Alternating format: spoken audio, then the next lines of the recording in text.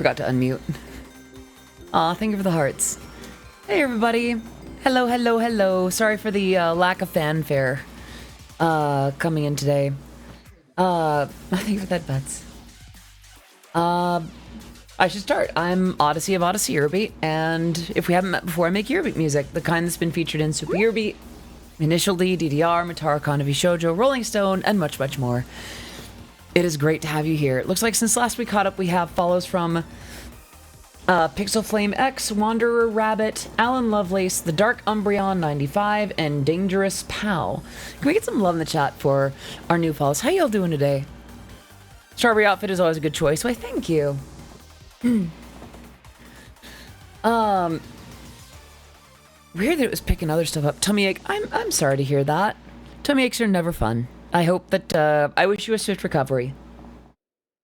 Yeah, tummy ache is never fun. Living as best you can. That's good. Keep that up as best you can. Brain isn't functioning fast, but we working. Mini vacay this week. Look forward to that. I hope that you have a great time. Hello, Arkines. Good to see you. I'm sure that you can hear my voice's current condition, and I have, well, news about that for the upcoming week. So, yesterday I went to visit my family. A family member went through a thing and needs folks to watch over the kids for a little bit, and I hopped over to help out with that. And in that process, I did a lot of stuff with voices. And I was a good sport about dinner and hopped off keto for a little bit. And that combination has pretty substantially... It's like I was screaming.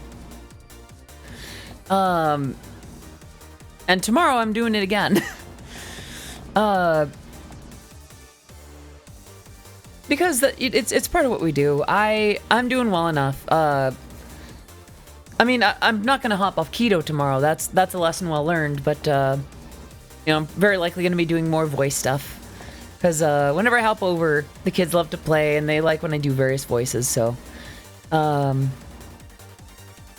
fact, earlier today, am I a little sicky? I don't think so. Not entirely sure, but I don't think so. I did bite the back of my tongue recently on accident, and that could have done something. Yeah,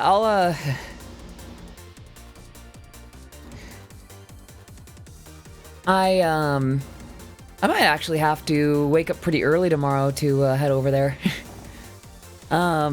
Excuse me. I'm in a weird spot right now. Between the title and just the vibe today. Today's been a little rough, not gonna lie. Well, thank you for that, Pets. It started nice. I woke up early and I did a walk. I did a run around the block and I did a couple of dance exercises, and I even got myself signed up for choreography courses starting again tonight. Which, to my knowledge, should not affect stream timing. In fact, after stream today, I'll have maybe a couple hours to get ready. Oh, thank you so much for that. No, about 1 hour to get ready for that. So that went really well, and I was getting other stuff done, and y'all ever had your brain just come after you for no good reason? Like, things were too good. Time to mess a bitch up. Time to, hey you that's getting all that stuff done. You suck real bad. Remember that thing from that one time and the one thing, and you're terrible. And any one thing on its own, it's like, well, whatever, you know, it was a long time ago. It's like, what about this? And thank y'all for the headpats, by the way. This is not to appreciate that. This is not to how do I say? I will be okay. I was able to fight it off. Like, usually it gets pretty bad. But in this case, I was able to kind of manage it, but it still sucks. For all intents and purposes, I should be proud. Oh, thank you. For all intents and purposes, I should be proud of how today has been going. Though, in fact, you know, it's just not where my brain is right now.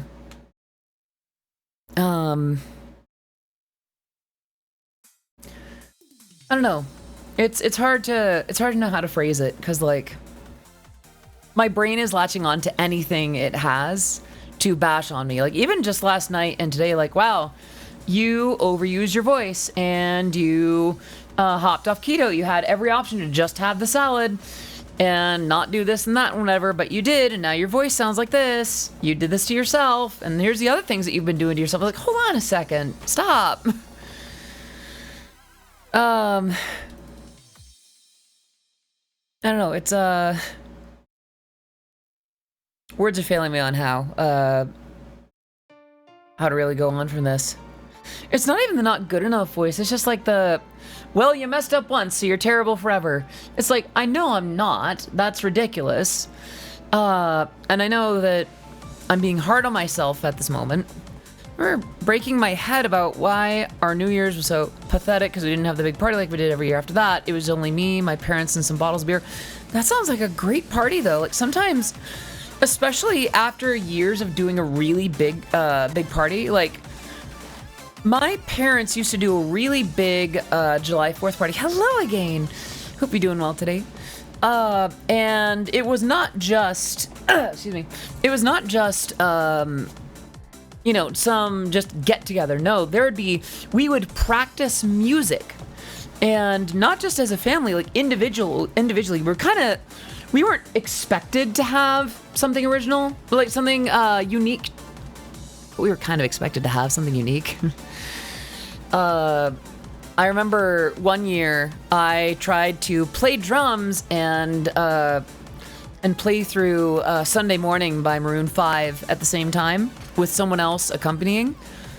And I think it was one of my parents' friends. I talked about like trying to play something. It was glad I got through it, and he made some suggestion like, as if to be like, did you really though? And I was like, whoop. Hey Jimmy, good to see you. Hope you're doing well. Oh, take care. If you're going to bed, then please rest well. We used to a lot more often, and given time, we could figure something out again. We used to lead worship at a couple of churches, and we learned a couple things. So while the parties, the 4th of July parties were fun, they were also kind of stressful. And after a little while, it was like, you know what? I would rather we just hang out. I would rather it just be a few of us just doing our own thing. And until they stopped doing fireworks, hello Pixie. Until they stopped doing fireworks in that town, my parents would just would just hang out.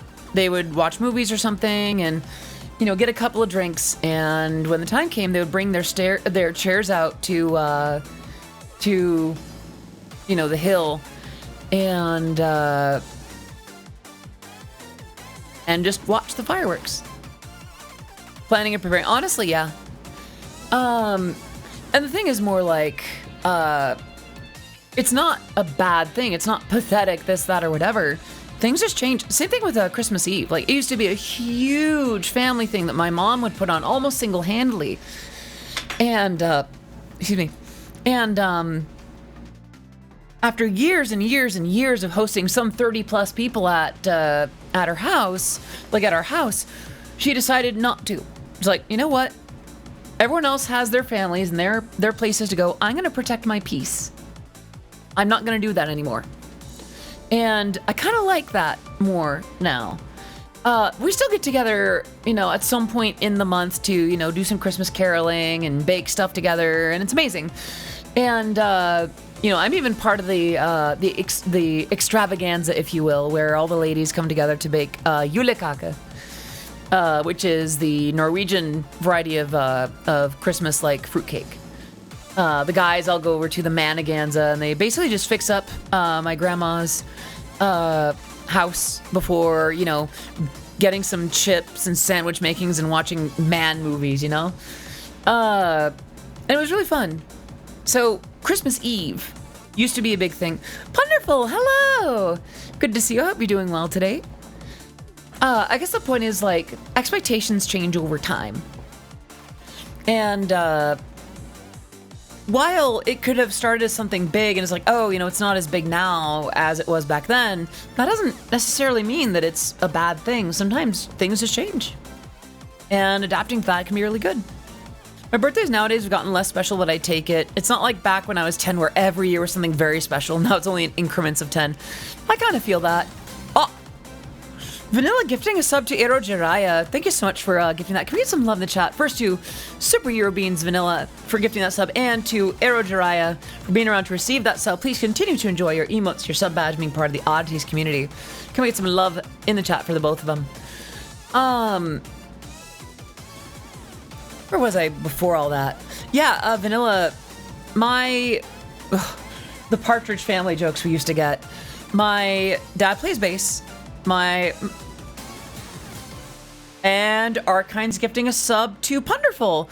Can we get some love in the chat to Arkines, who's gifted 529 subscriptions in this channel. And to Punderful, the amazing, the beautiful, the renowned, and beloved member of the Toho community. I hope you're doing amazing today. Please enjoy your emotes, your sub badge, being part of the Oddities community. Can we get some love in the chat for Arkines and Punderful? But yeah, my family can do music together. Like, yeah, my brain is being weird. My mom plays piano, my dad plays bass, my brother plays guitar, my sister played drums, and I played keys, and we all sang. Yeah, it was pretty cool for a while when we were kind of at it on our own. But after a while, there was some stuff where it kind of got expected, and how do I say? The execution of it was really good. Like, we did a good job. In retrospect, there were definitely some family dynamics. You know, we kids had some growing to do. It's not that it turns bland. I think I had some growing up to do as a kid, obviously. And we all had some growing up to do. There's just things about performing as a family and the expectations that are heaped on and the ways that we do things, the way that we like to do things musically. There's a reason that, you know, there's a reason that we haven't exactly put out a family album, you know? It's not that we couldn't.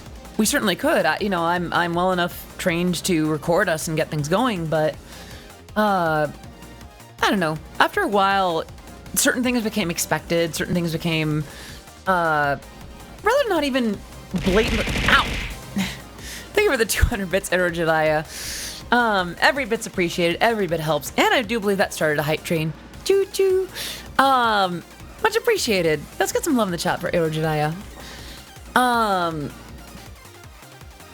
sorry, I feel like I've gone on a really long tangent.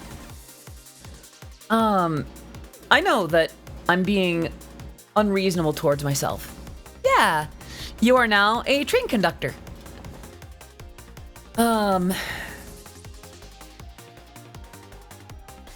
Gosh, my brain is just not being...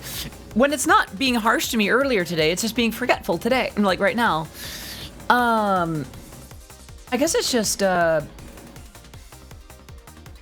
letting myself get a little bit too overwhelmed and such. We'd always drive 3 hours to the great-grandparents' house for Thanksgiving and Christmas, but over time we sort of shifted to just mailing gifts. As everyone ended up either getting too busy or too tired to make the journey. It felt a bit strange for a while, but it was nice, honestly. I mean, yeah, after a while it can be pretty demanding.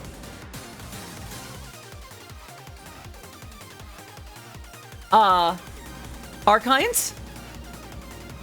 Hello? Yeah, you did hear Hype Train, but that doesn't mean you gotta start the whole thing yourself.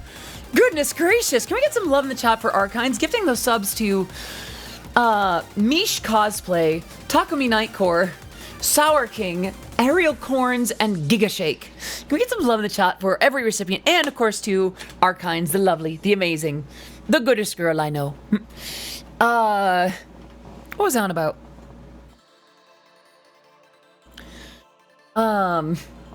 That's a big deal. We did just... Oh, and Branch with 42 months of subscribe.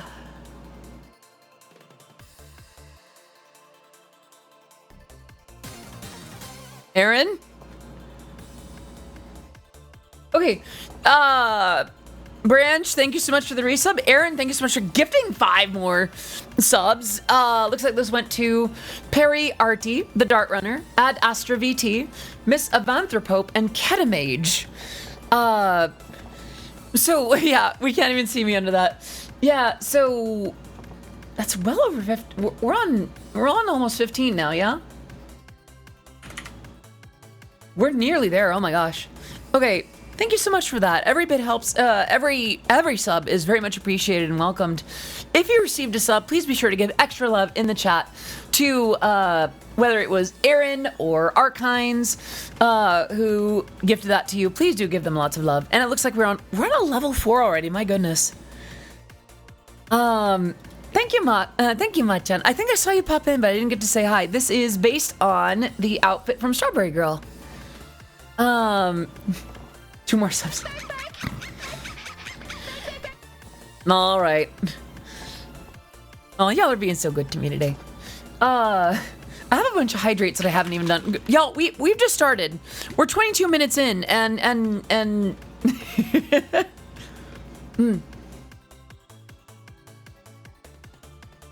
all right. I'll count that as all 3 hydrates. There we go. Oh, it's Megalodon. Cute. Bark. For some reason, I remember Megalodon's phone call to Cottontail.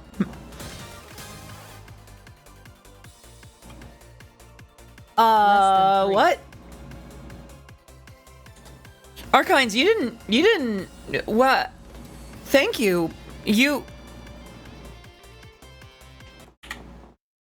Before we go on, Arkines, this is a lot of generosity. Are you safely in a place where you can do this kind of thing?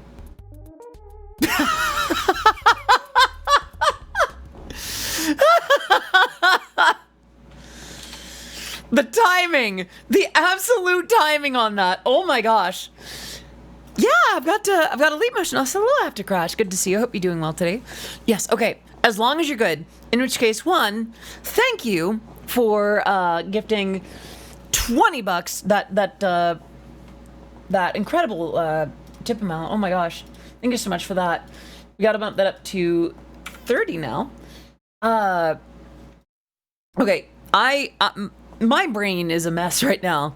How many spins do we have? And then there was the stuff that we did last time. I think we still need to pick a name for the stream. I honestly am not entirely sure. And another 2 to Hana v Yakuta and Spooked Spooky Sheep. And now it's another 15. So now there's 3 spins from that alone, and then 2 from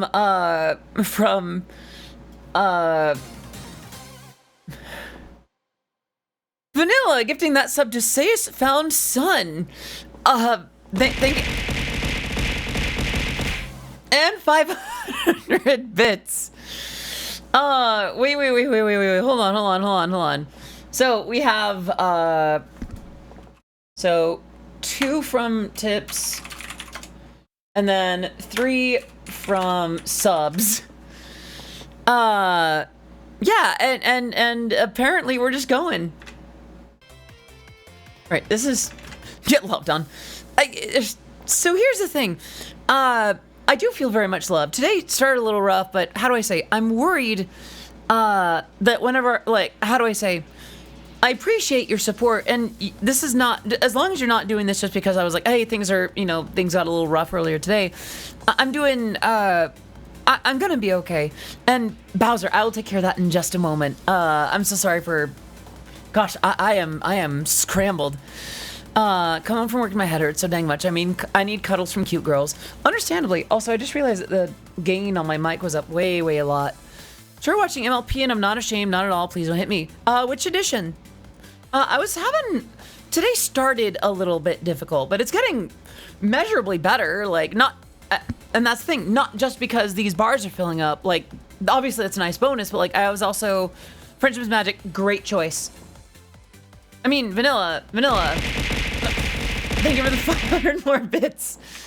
Vanilla, you're familiar with Eurobeat Brony, right?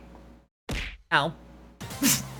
Another 10 bits. 500 bits from Arrow Jediah and 500 from Arkines as well. And the 10 from Arkines. Yeah, Vanilla, you're familiar with the song Discord by Eurobeat Brony, right?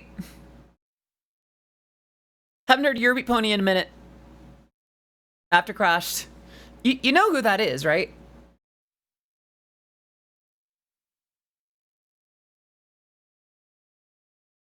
Okay, sorry. It's just weird. We've had people literally walk and be like, "Oh, who's that?" Like, oh, I love this song. I don't know who it is. It's like, okay, yeah. I think I'm so scrambled I can no longer like maintain a single consistent mood. I might as well just do the Moe Moe Kyun. All right. Yep. おいしくなれもえもえキュン Almost every good Eurobeat song is from you. I appreciate that, but Turbo exists, Dave Rogers exists, Kimmy exists. Ow. Thank you for the 200 bits, Miguelder 420. Much appreciated.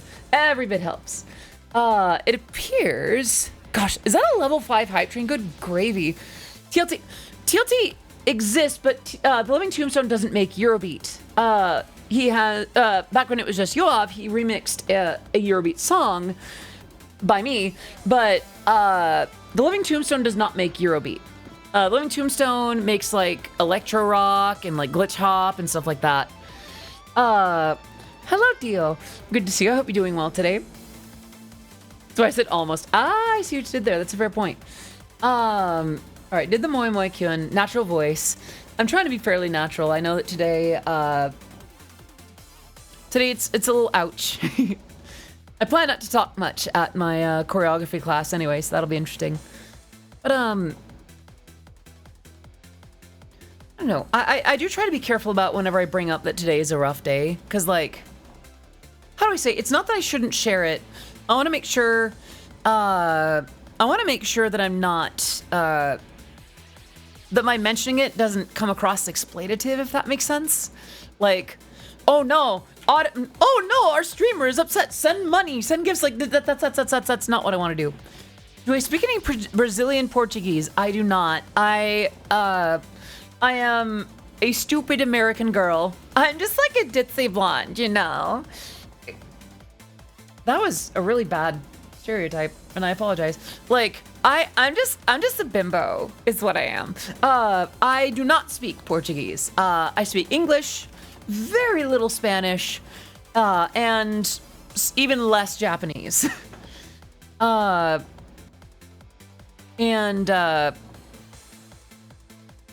German. No, I don't, sadly. Oh, thank you for the hype train, by the way. That's my Virgo twin. Basically, yeah. Rhea, you can just admit it. I'm not very bright. I'm just not very smart. Minnesota accent. Oh no, our streamer's upset. Send her more hamburgers. That's what I worry about though, because like I will be okay. My well-being is my responsibility. And while I'm glad that you're here, and I'm glad that we could share time together, and I'm glad that I can be authentic with you. How do I say? Please do not feel like you have to contribute to, you know, my well-being by the means of that. You know, how do I say? Don't feel obligated. You being here is more than enough. Like, I'm glad that you're here. I'm glad that I am in a place where I can be, you know, real about what I'm going through. I appreciate your generosities. I had burritos for dinner that has hamburger in it and cheese. Ooh, hamburgers and cheese. No. That's not what I said. I appreciate that though. How do I say? If you're feeling, what is my arm doing? If you feel obligated, that's a problem. That's a bad thing. I would hope that you feel, willing, not obliged. Get loved and appreciated by chat, you gooby. I'll do my best. I'm still learning how to do. I guess just like, I don't know. I'm pretty open about the role of parasocial relationships and the dynamic they have in Twitch and such. I don't know if you understand this, but Eres Asombrosa, greetings from Argentina. Eres, you are asombrosa. I'm afraid I'm not familiar with that. Well,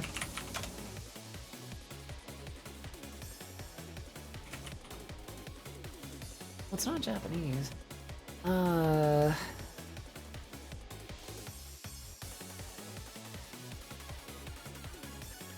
Oh, thank you. Okay, I looked it up. BK, if I asked for some mild support, I was swatted, and I'm a little scared. That's pretty intense. Oh my gosh, Groundhog, I am very sorry to hear that. I'm not entirely sure how to support you through that. I'm not quite qualified, but I do hope that that you and yours are safe and protected, and that whoever, whatever the situation is that you can be, that it doesn't happen again anytime soon. That sounds really, really scary. I'm sorry to hear that, nice Groundhog. I hope that things can be safer from here. Yeah, I do hope that justice is served in that regard. And that you are protected from those who are seeking harm on you. That's pretty terrible. Do we start to need to start adding a self-care redeem? I appreciate that gesture. Twitch is wild as a streaming platform. I'm scared of streaming here a bit because especially LGBT streamers are getting doxxed to your left and right. So I'm not going to deny that happens. It most certainly does.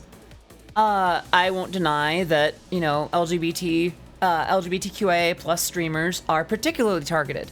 They are. We are. I guess just... I can't let the fear of what assholes will do stop me from my mission. I was talking to Saxbone, hello! I was not talking to Saxbone, although I am now since she's here. How you doing, darling? Are LGBTQ more open? We are less protected. We're less protected. We are socially a bit more outcast. And people just have a chip on our shoulder by the fact that we exist and do not play by their rules. Easy as. I'll do that hydrate real quick.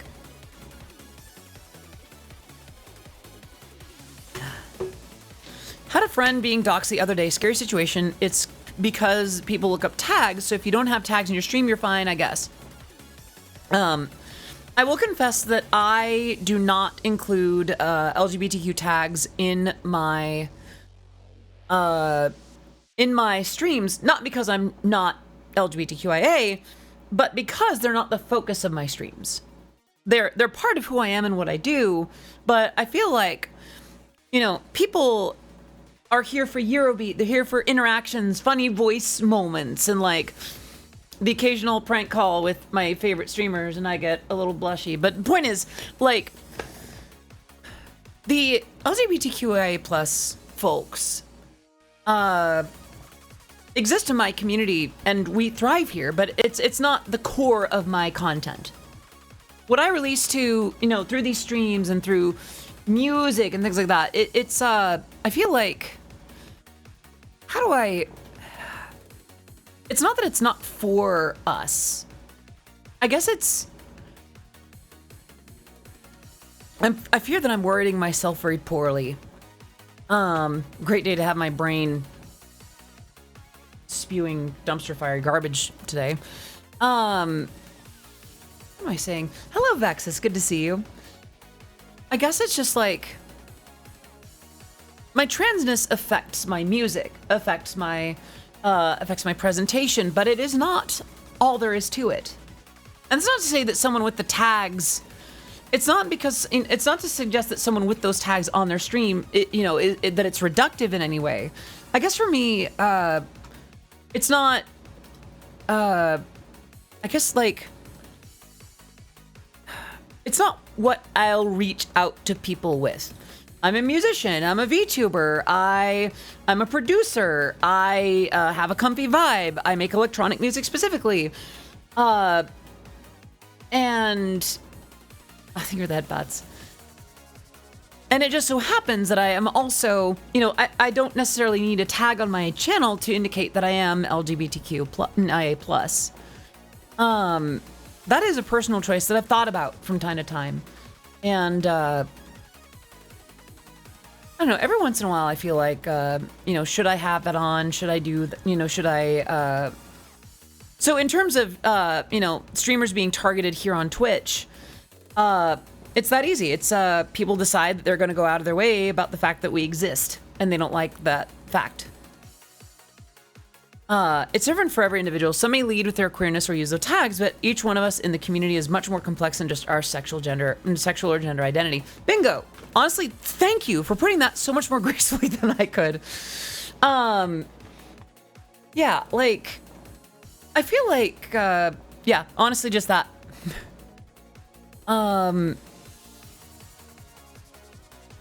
See, that was with swatting. That was streaming here. Kick-chan, hello! Oh my gosh, hi! Wow, okay. Oh my gosh, how are you? How is your stream? Hello! Let's see. Let's give you a quick shout out. I think it's Revenge for that, Pats. Oops, I think I spelled that wrong. You're just chatting. You're just hanging out. That's awesome. Hello, I was yapping and wanted to rain a fellow yapper. Well, it's a pleasure to meet you. Mara Aventry, thank you so much for the follow. Okay, if you're popping in from Cake-chan stream, I am Odyssey of Odyssey Eurobeat. I make Eurobeat music. My work has been featured in Super Eurobeat, Initial D, DDR, Matarakon, Navi Shoujo, Rolling Stone, and much, much more. If you're familiar with a song called Discord, I'm howling at the moon, that is my voice and lyrics and melody that you're hearing. That's because it's me. The Living Tombstone did an amazing remix, but it's actually, well, a remix. Yeah, that's me. Yeah. Surprise. And hydrate. I can do that real quick.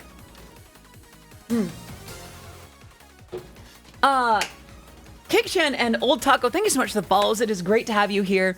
I also started to make these. Let's go! What are you making it with? Like, how are you going about it? Like, Ableton, Bitwig, FL Studio, Dr. Drum. I'd love to hear more. Yeah, I was yapping, and then I'm easily distracted by shiny things and cake. I'm very distracted by cake. By the way, Cake, thank you so much for bringing your community here. I know that you just got done with your stream. I would love to have you here. That said, if you need to take care of yourself, you need to have a meal or a nap or whatever it is you need to do, please don't let me hold you back. Did I make a lot of work with the Living Tombstone? We've worked together a couple of times. It's a whole thing for what I want. I talk about it with my chatters a lot. I'm making OG music, and yes, I use FL Studio because I've had it all. Totally fair. FL Studio is a little bit beyond me. I feel like, I'll think with headpats. I started in Logic Pro, and then spent like a year or two in Ableton Live, and now I'm in Bitwig. I think it's much for the headpats.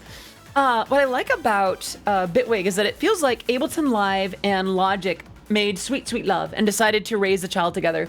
The flow is absolutely fantastic. But if you can use FL, I have a lot of respect for you. I think Bitwig can open some FL projects. Okay, you're right. Sorry, Polar. Have I worked with the Living Tombstone? Yes, a couple of times. So there was the Discord remix, and we're gonna check your music. I have a YouTube channel. Here, I can point you to the Discord song, and then from there you can visit my channel and see some more recent stuff. Yeah, there's also like a 2019 version of Discord that I think better represents my modern production. Teal did a lot more collabs with Glaze back in the day. So the work that I've done with Tombstone is the Discord remix, obviously, the remix of Luna, which is really good, and I did a remix and cover of Sunburn with the amazing, like the original with the amazing music video with like the girls on bikes and falling in love and such. Hacker Baby Dwight, have you felt sad that you give up on everything. Well, I did. I've been tempted to give up.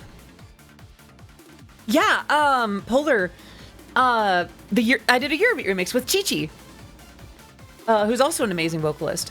And, to Hacker Baby, I've been tempted to give up a few times, but what I found is after I get through the weight of those feelings, I was able to make a decision on, do I really want to give up or did things just hurt? And then from there, oh, thank you for the follow, Polar. I'm glad that you're here. Welcome to the stream. But yeah, no, to Hacker, I recommend feeling your feelings before making a decision on giving up. Sometimes you can have, really strong feelings about what you're going through, and it hurts and it's heavy and it sucks, and I don't want to take away from how it feels at any given time. But it does not take away from your personal worth. You are worth more than the comfort it would be to give up on what you're going for. It could be that you might have to wait, or you might have to put it off or something, or that you might have to find it in another venue. But I would suggest to you that you're worth, you are worth more than the comfort of giving up. You are worth whatever effort it takes to keep trying at what you're doing. I got beat up so bad that I don't feel safe going outside. That would absolutely do it. I am extremely sorry to hear that, Hacker. Take care after Crush. Understandable that you would not feel safe. I hope that you can find somewhere to heal. Is there someone that you can talk to about this? Could it be,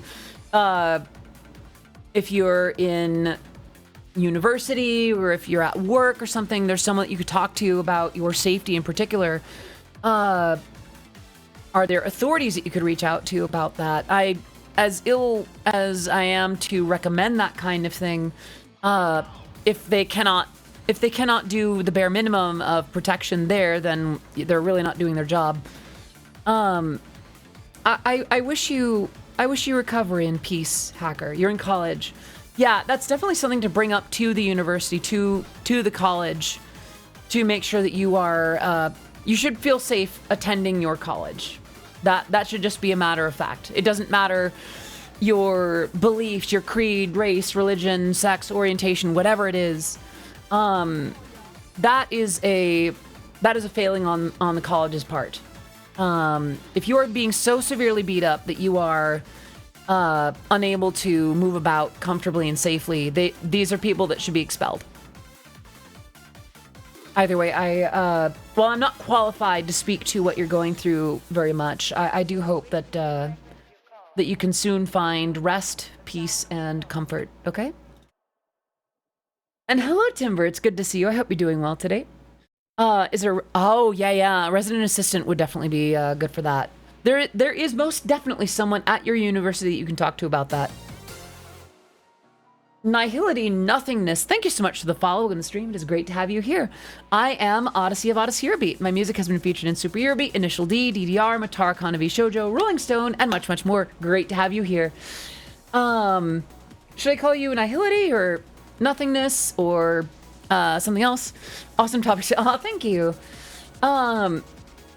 Today started rough, but it's getting better. Come to think of it, we have several wheel spins to do, and we still have to pick a new stream title based on the wheel spins from the other day. Goodness, today's had some whiplash. Is a nice character from Nikke. Okay, every once in a while I get tempted to get back into Nikke, but I feel like I just can't get myself back into gacha. Like, I know that I would addict. That Odyssey is not a criminal. The public service she does for her ears is coincidence. I see what you did there. Streamer gets loved on. What a way to catch my first Odyssey stream. I suppose so. Yeah, I guess so. There are worse ways, I will say that. Last week I was doing an RP stream, like a character stream, I'm gonna head off stream though. Hope you have a take care, Vanilla. Thank you so much for popping in. Have a great rest of your day, okay? Gacha is a dangerous addiction if you're not careful for sure. My gacha game is Star Rail and I pride myself on remaining free to play. Here's the thing. There's only one gacha game where I've really invested more than like 20 bucks. And that was I think it was Love Nikki 2. Yeah, Love Nikki. No, thank you. This is actually based on the outfit that I was drawn wearing on the cover for Strawberry Girl, which is my most recent single, and you know, with one of the most gorgeous videos to date, which makes sense because I didn't make the video. Please don't give up on gacha. Gambling is just a way you pray for a blessing. I appreciate the notion, Master Thief. If I do get into a gacha game, I feel like it'd probably be something like a Star Rail or Wuthering Waves or Zenless. I have the Zenless installer. I just haven't played it yet. Yeah, it's like a dress up. Yeah, Destiny. Love Nikki 2 is like a combat dress up game, for lack of a better way to put it. The part is you don't have to pay for Nika. You get easy free pulls and the pull rate is good, way better than Hoyo games. I've heard as much actually. Vera.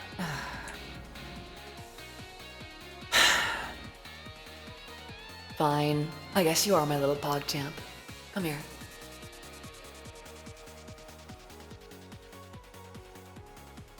I just listened to the OG Discord song you made. It's so good. My brother's here. All right on. I'm glad, Kick-chan. And if your brother is familiar with the name Ken Blast, Ken is short for Kendra. And hi.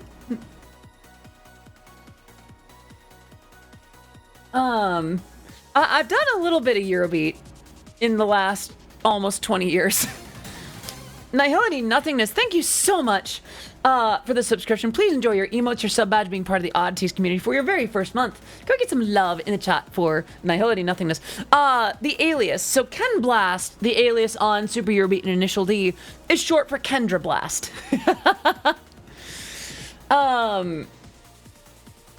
But the name that appears on paperwork and, you know, my postage is not Kendra. Pretty strawberry lady, thank you. My brain is empty. It's TV static. I mean, sometimes I go by Kendra. If you end up calling me Kendra, it's not the end of the world. I always thought Kendra was a really cute name. Like, I prefer Jessa, obviously, but like, Kendra, I have yet to meet a mean Kendra. Not to say they don't exist, but every Kendra I've met's been like, oh, hi.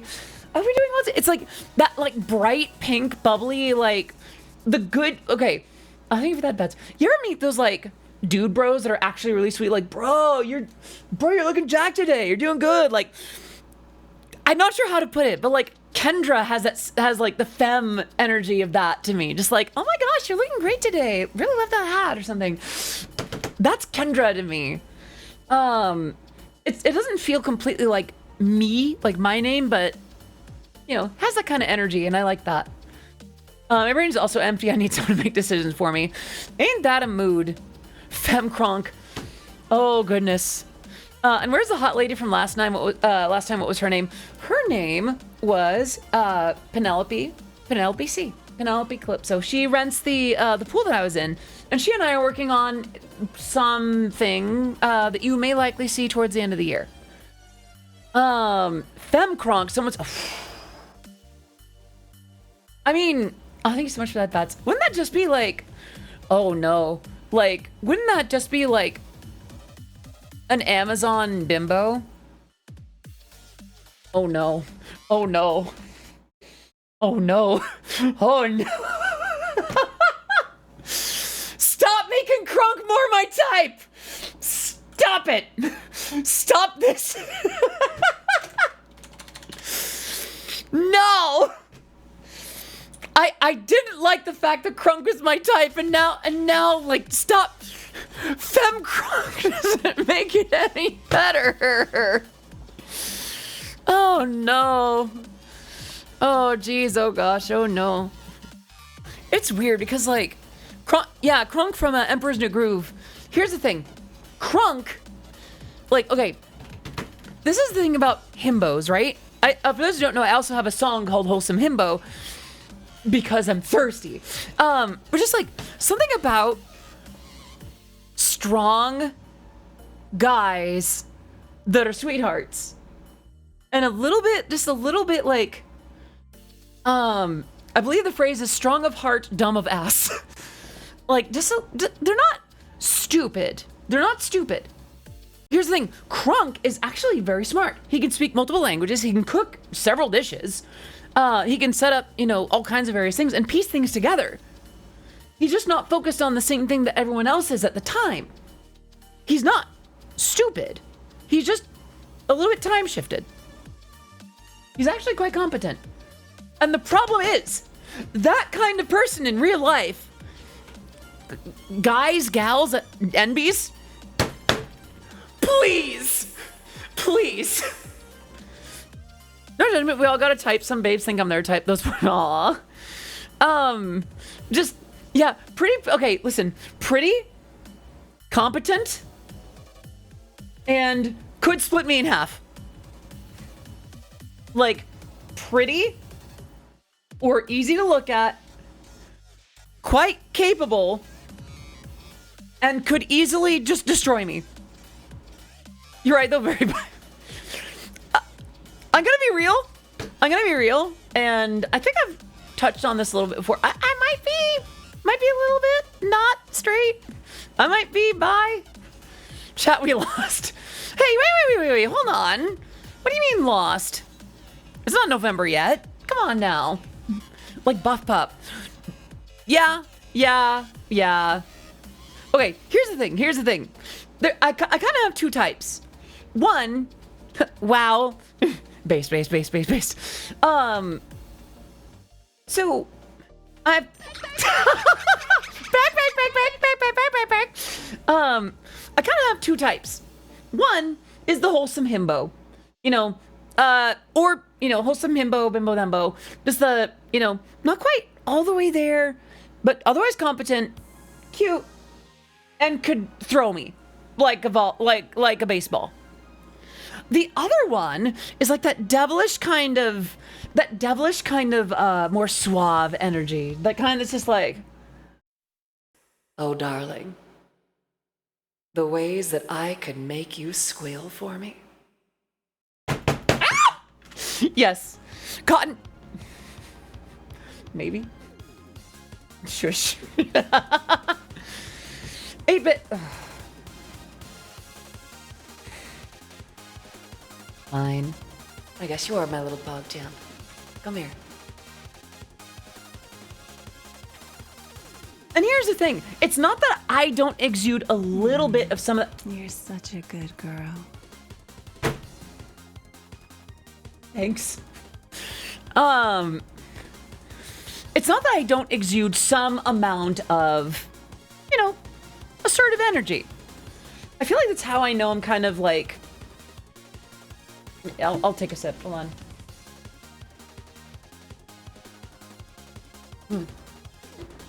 Did that. Doing that. The more you speak, the more my status as a bottom starts to increase. Increase? I didn't think that was possible, Vera. I thought that you were already as bottom as it gets. You mean to tell me that you can go even lower? Sit down. Allow your eyes to meet mine. Good girl.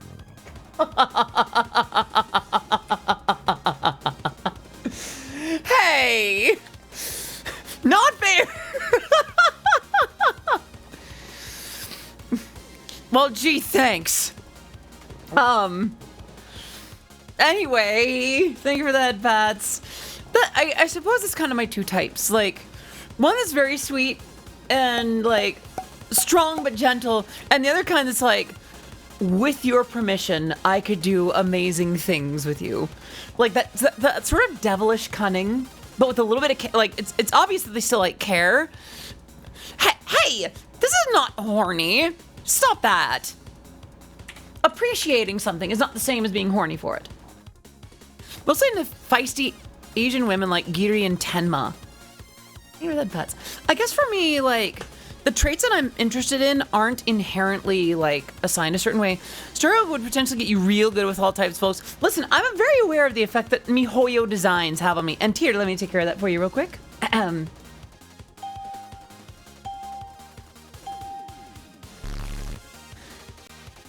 There we go. Confident and happy. Okay. Let's talk girls a little bit. Let's talk girls for a sec. Okay. The really sweet, like, girl next door types. Here's the thing. Wyman. Appreciate something, Captain America. So, it's weird because I can appreciate it, but I can also understand why it's very attractive. How do I say this without sounding like I'm doing objectification here?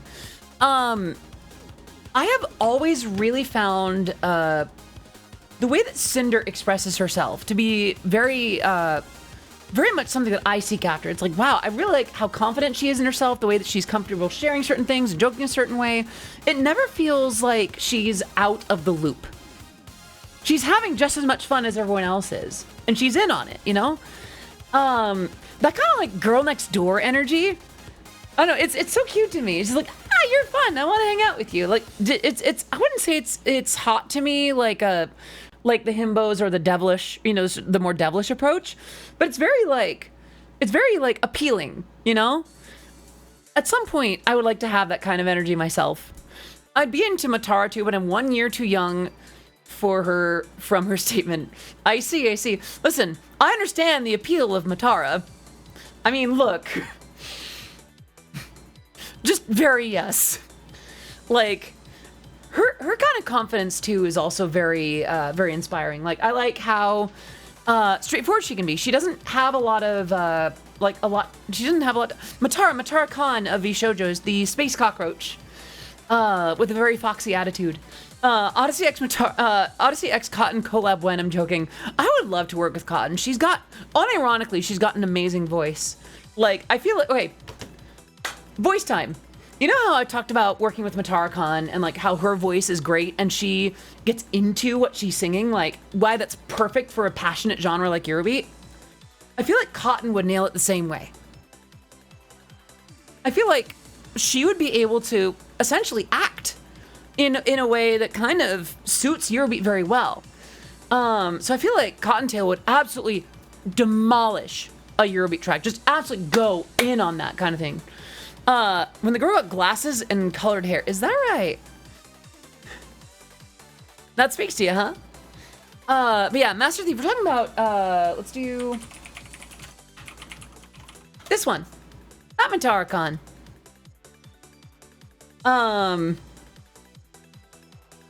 Let me see. I'm missing a lot of stuff in chat. Sorry about that. Good evening. Just had a nice nap. Well, good morning, Ohio. I hope you slept well, Cobalt. But yeah, no. Right. I don't know. I think now that I'm in a place in life where I'm more comfortable with myself and the space that I inhabit with other people, it's like, yeah, you know, that's really attractive. I like this in other people. I think especially the pets. There's things that I like in others, and there's things that I wish I had for myself, you know? Like, wait, what? No, Matara's not here. Right? Wait, hold on. Matara's not, like, here, right?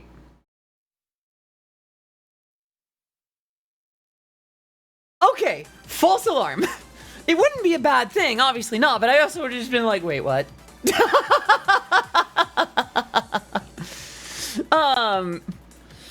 It's okay. Here's the weird thing. I could work with someone really cool and still kind of fangirl a little bit. Cause like, for those who don't know, I've had the absolute honor of working with Matara Khan on the song Night Cover. So we've interacted, we've talked together, we've even, we've even cleared up misunderstandings about like publishing and things like that. I still admire her. I still like kind of fangirl a little bit because like she's still the streamer that I watch and enjoy, and like it's hard to say because obviously I can still have a conversation and like, you know, be normal. But it's also a little bit just like, right, that's one of my favorite, like, entertainers, and she knows my name, and she said hi. And just... So it's weird because, like, I just fangirl really easily. Why not be a fan or friend? What's the problem? There's a difference in the dynamic. Fans can create, how do I say? We have a different, the relationship between fan and creator and friend is very different. There's a level of, okay, Teeter, 1 second. Oh gosh. I used to remember the intro to this. I have already forgotten how to greet people in Japanese. Gokigengyo, oreshi Yurubito desu. Yurubito ongokoku desu. Dozo yoroshiku onegai shimasu. Hope I did that okay. Yeah, Aaron. I get you on that. So if someone like Matara-Khan or Cottontail or Numi or some of the folks that I have been like, oh my gosh, hi, was here, I would handle it very well externally, but on the inside I'd be like, because that's just how it is. But also, we've also had the pleasure of hanging out in streams a couple times together, so it's just like, yeah, we can interact. I don't know, it's a weird thing. It's definitely something that I've had to navigate a certain way, because, like, I can tone down the fan, but there's still a little bit there. Like, I think that might be all there really is to it, actually. Just, like, I still have a lot of admiration for the streamers that I look up to. Hydrate, that I can do.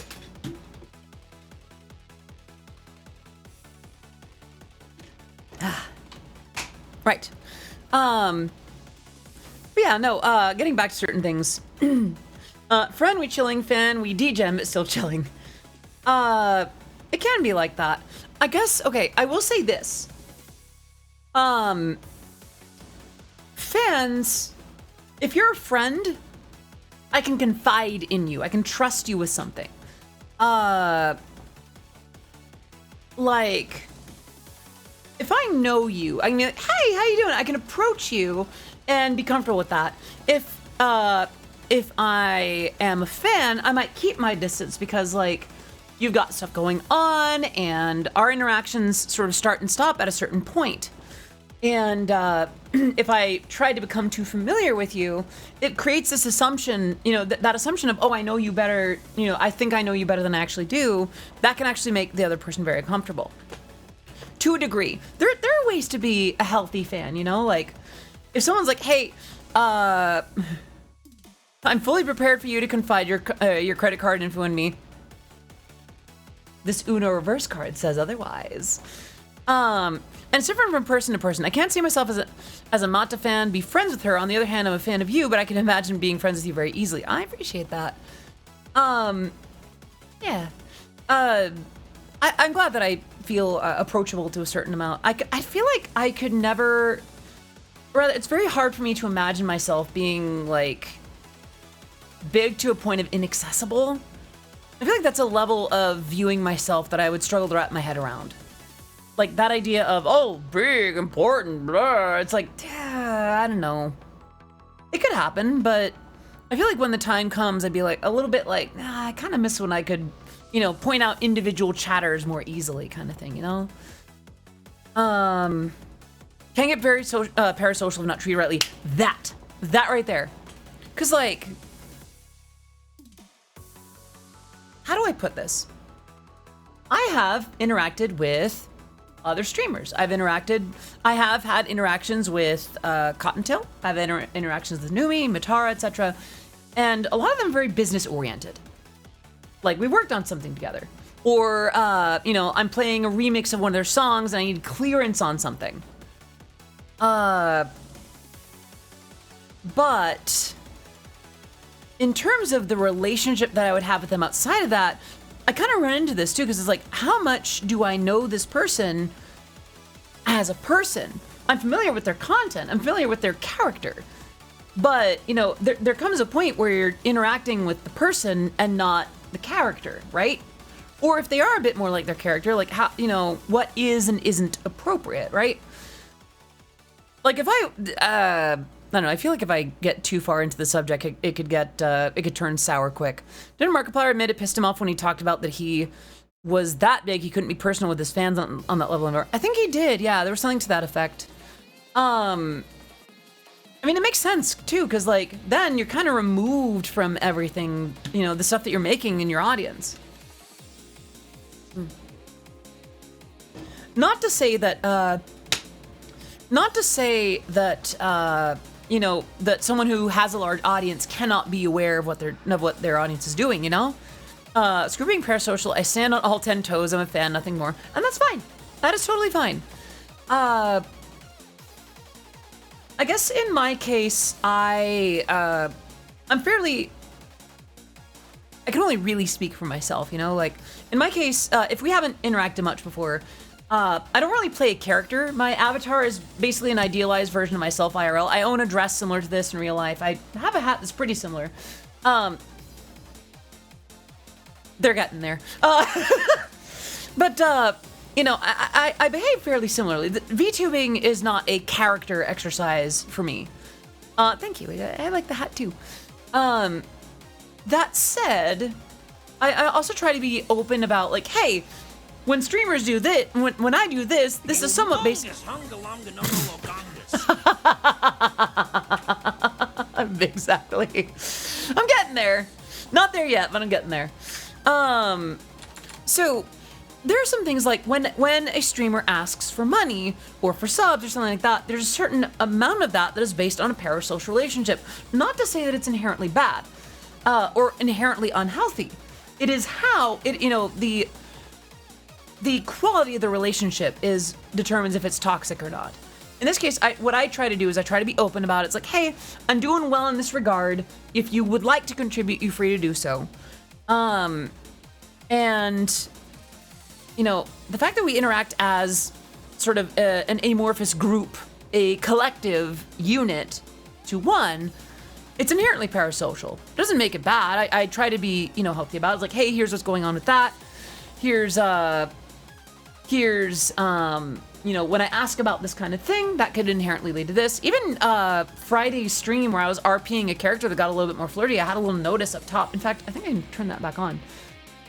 I had a little notice that said, like, hey, this is potentially, like, this involves roleplay. This is not a real thing. Please respect my boundaries. Because, you know, if it gets too real for folks, how else are they supposed to treat it, right? So, I don't know. I can't say that I don't have some amount of appeal. Hello, Big Ass Robot. Good to see you. Hope you're doing well. Like, I am appealing big titty anime girl on Twitch. To some extent, I am trying to appeal to you on some parasocial level by the fact that I'm on here and streaming. Let's be real. But that's very different from like, I feel like I could fall in love with you, Anon. I could see a future together with you. That wouldn't be okay. Because I don't have a relationship like that with any of you. There are 52 of you in chat right now. I think I could list like 5 or 6 relationships. Like genuine yeah, not the idol stuff. Idol only in sense of like dancing on stage and maybe some of the genre, but like I'm not about relationship teasing. That's not completely true. She's a big too. I mean, I'm not this big IRL. Let's be real. Are we really just gonna start talking about my titties? I know that my conversion to a VTuber is complete when. Before I go anywhere, can I just say, like, I'm definitely feeling a lot better. Let you rephrase. Go on. I will say this, actually. I was thinking about it recently.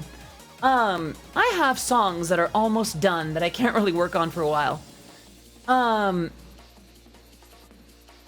And even when those songs finish, because I have positioned myself the way I have now, I have to release music differently.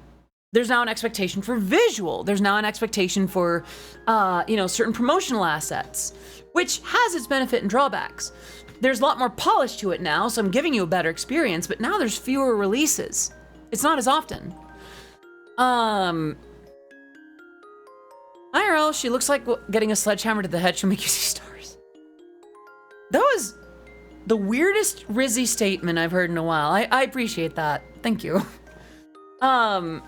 I've been learning to appreciate how I look IRL, but like pulling back to like VTubing and the way that I used to make music. I used to just like finish a song, album art's there, get some, maybe animate some words, some lyrics, and throw it out there. It's out there. Nowadays, the process is a lot longer, but I also used to not be much of a streamer. I would stream just making Eurobeat. I would stream like here, like you want to hear how my old streams used to be? It's just like, hold on. What's up, you guys? I'm Odyssey of Odyssey Eurobeat. I'm gonna work on another Eurobeat track today. All right, yeah, let's go.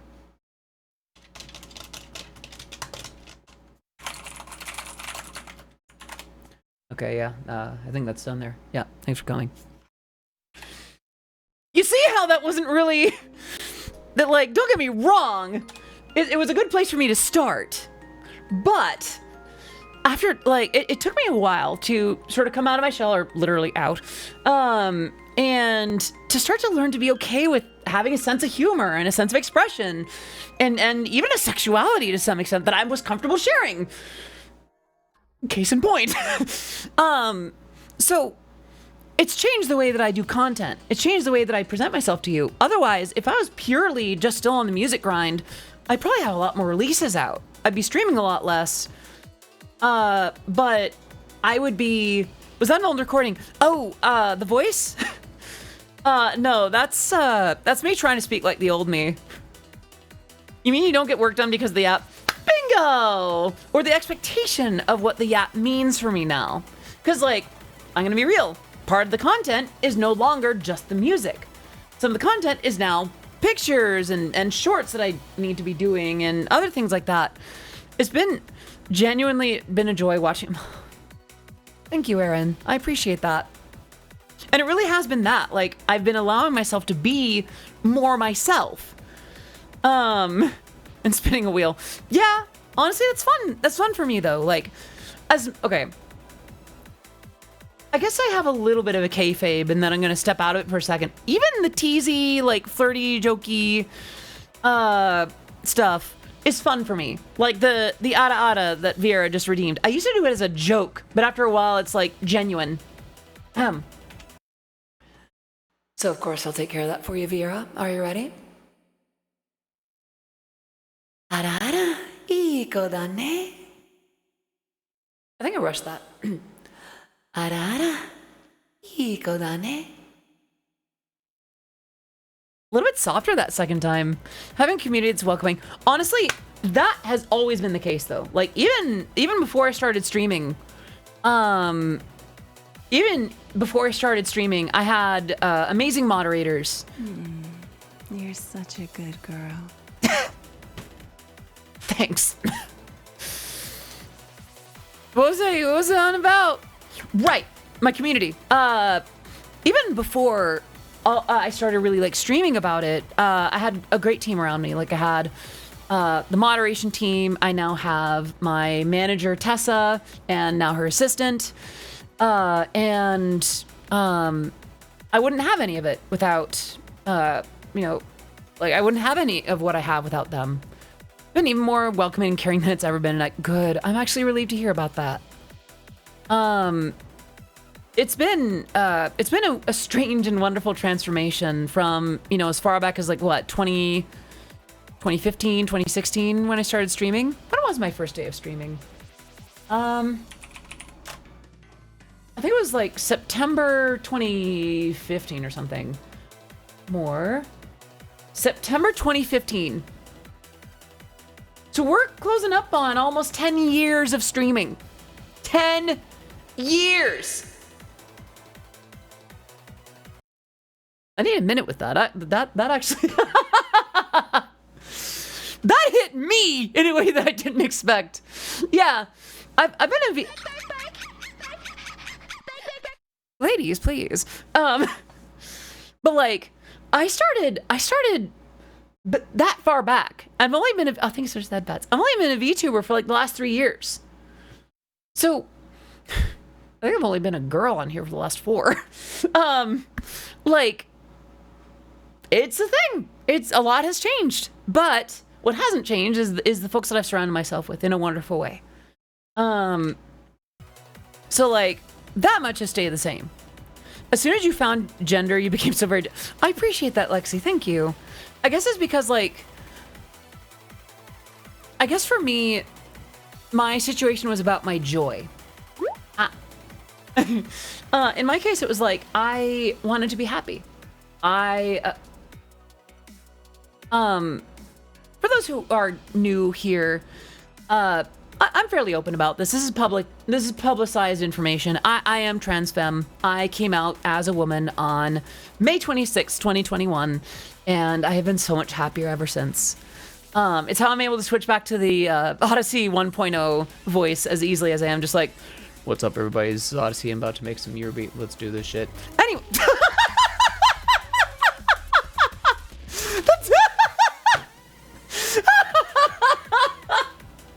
Sorry, the time.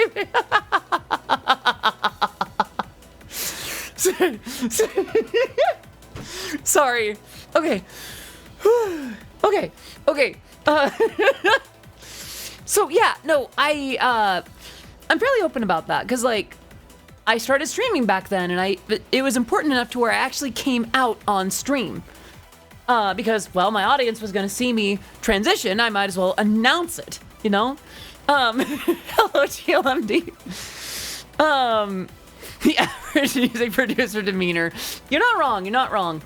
But like, I don't know, there's a certain joy that's come about from it.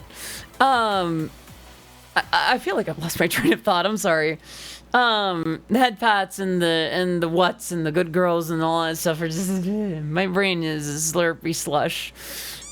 Hey.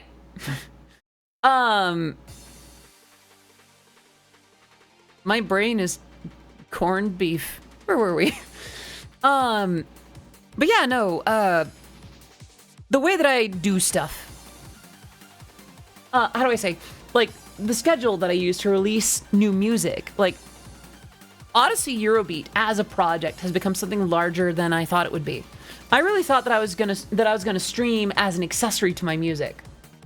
Now, it feels a bit like music and streaming are kind of both equal. I need to do that somewhere other than right in front of my tits. Corned beef drain damage. Goodness gracious. Right, I might have, Pixie. I might have. Let me just reach through my boob real quick to make a point. They've kind of become both even halves of what I'm doing. Because, like, for those who don't know, I do perform live IRL in person. I do go to conventions to perform. I do stuff here on Twitch as well. And in VR chat. Stop it. I do perform live. I perform in VR chat. I perform here on Twitch. It's kind of this half and half now. Where, I don't know, it feels like I've sort of come into my own as an entertainer, not just as a musician. That's definitely still the core of what I do. And if I had to choose, real talk, if I had to choose between the halves, I would most likely pick the music side. I would not want to lose the streaming side, but, you know, we'd figure things out. Who knows? Maybe that answer will change. I really thought that this was going to be just a side thing to the music stuff, and look where it is now. So, yeah. The end scene. Actually, it's yeah, it is actually half of my handle. I wouldn't say it's flip-flopped. Music is still the core. Music, Eurobeat releases are still my core, and all of this is still with the end goal of share Eurobeat with the world. I stream and am a VTuber and such with the mission of sharing Eurobeat with everyone. Odyssey Eurobeat is a Eurobeat producer first and foremost. That is the if I have any sort of character, that is me. Like the girl with the white strawberry dress and the hat produces Eurobeat music. That is an inherent core of even myself as a VTuber. Yeah, the balance is shifting a bit. That right there, yeah. Because, like, this is really fun. I get to, oh, thank you so much for that, Bats. I get to banter. I get to interact and joke and meet some of the folks that I appreciate and admire. Not to say that I couldn't do that in the Eurobeat world. I'm definitely doing a little bit of that, too. But, I don't know. It's just a wonderful middle ground at the moment. A metal for the masses kind of vibe. I feel like if I did a compilation and be like Eurobeat with the world or like Eurobeat for the world, I don't know. But yeah, that's actually been like my published mission as a Eurobeat artist. Share Eurobeat with the world. These streams, the new releases, VTuber and all, by the way. Even the you know the spice little ada kind of moments, like even those. My super secret plan is to use that to basically to dummy mommy you into liking Eurobeat.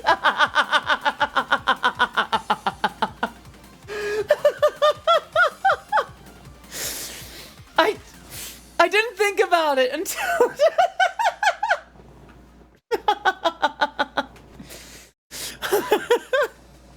the secret's out even to myself.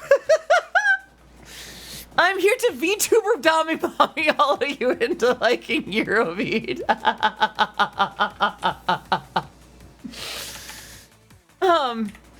But here's the thing. The wonderful part of my plan is that I can be straightforward and open about it and tell it to your faces, and you're still going to go for it. With the end goal of making a Eurobeat song with nothing but ada ada as the lyrics, I wouldn't go that far, but Empress was a nod to that direction, and I still have the idea of a Eurobeat song called "Your Money Looks Better on Me" with like a big band kind of swing feeling to it. Yo-Yo762 had my birthday a few days ago. Cheers. Excuse me, mommy. Sorry, mommy. Sorry, mommy. Sorry, mommy. Sorry, mommy. Yes, darling. And to Yo-Yo. Happy birthday to you. Happy birthday to you. Happy birthday, dear Yo-Yo. Happy birthday to you. Woo. Yay! Happy birthday, Yo-Yo. I hope that today has been a reason to celebrate and know that you are very much appreciated and adored in the spheres that you are and where you are. And I know that it's a little belated, but I hope the celebration was okay. Yeah. What was I on about? Yeah. So, this is all still part of the Eurobeat thing, but it is still kind of it's weirdly like its own thing, but also kind of not. Hello, Jova. Good to see. How you doing today? So like, they're okay. You ever pull you ever like split open like a calzone or like a bread bun with like cheese in it or something, and there's like string attaching the two? One of those halves is the Eurobeat side, and one of those halves is the VTuber side. They're still part of the same dish, but they are separate halves. The intention is to get you to eat the whole thing. Stuff the whole thing in your mouth right now. But I don't know. I do try to be open about that kind of thing. Like, if I'm going to tell your mom you went to like a Eurobeat, then I'm gonna do so ethically. Doing well, but not hearing back from the person I usually stay with for Everfree Northwest. I'm sorry to hear that. I hope you hear back from them very soon. This might be the first year that I'm not actually at Everfree Northwest, and I hope that it's a good time. It's been a weird year for that. Like, I'm at a point now where I'm starting to get booked at different conventions, and now cons are like competing over me. And I don't know, it's weird because like a lot of these conventions where I grew up, kind of like I grew as a professional, as a performer. I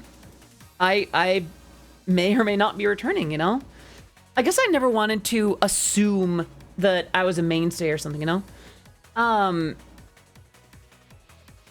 at the same token, a lot of them are now application based, and it feels like if I apply, I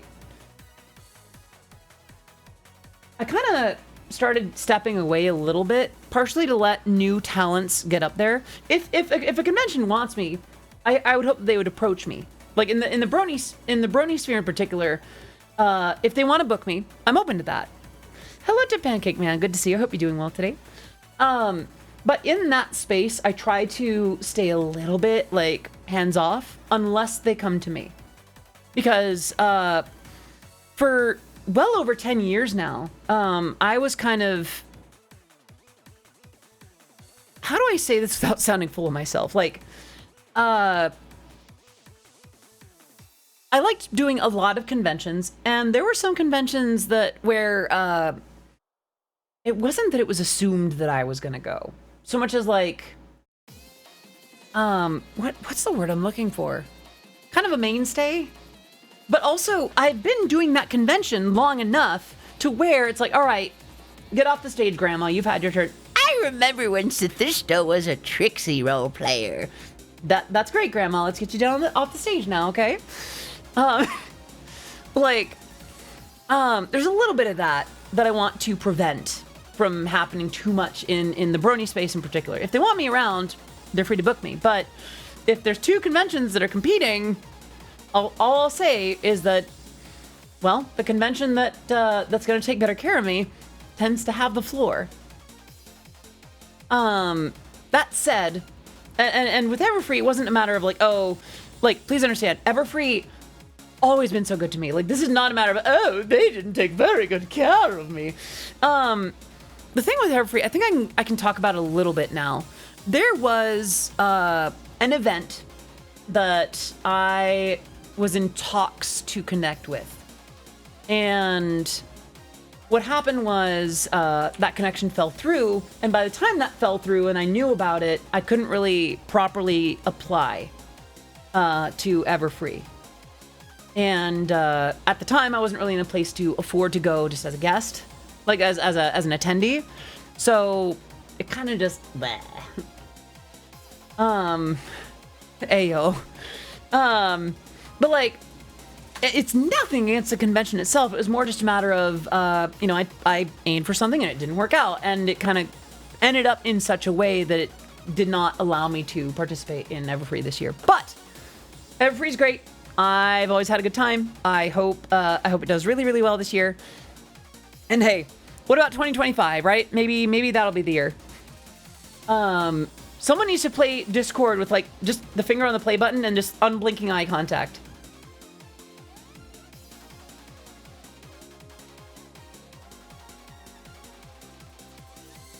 Anyway, just through the entire song, just unblinking, and then the song finishes and finally just eye droplets right away.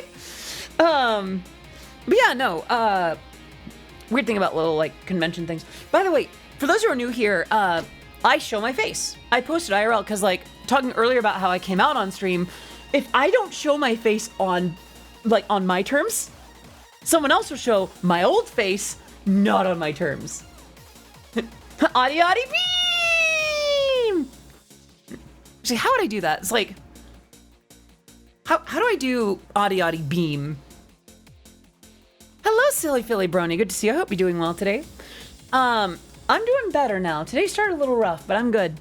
I am having a good time. Speaking of good times, I'm gonna grab a string cheese real quick.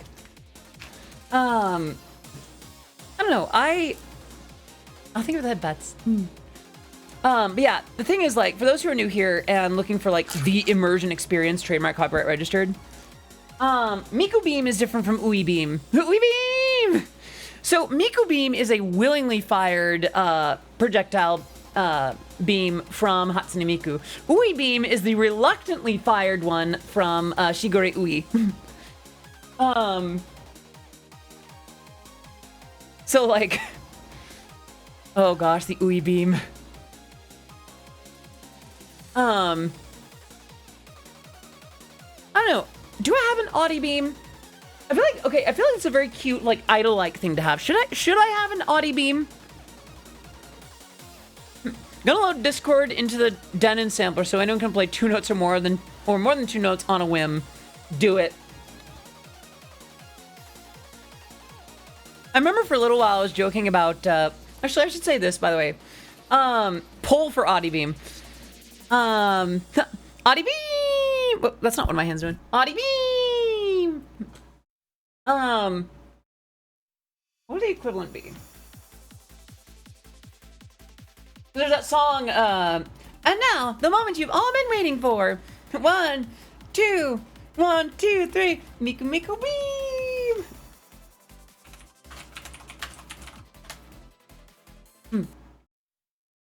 Let me find it. I think, yeah, Magical Cure Love Shot. Okay. Let me open Shoost.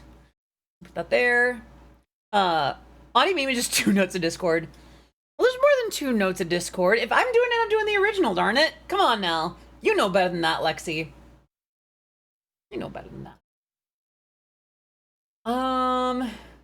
Here it is. I imagine it's around here. Right. And now, it's time for a moment you've been waiting for. 1, 2, 3. Ready? Miku Miku Beam. Keep going. That's the Miku Miku Beam. So I guess for me it would be, it'd be Audi Beam or something.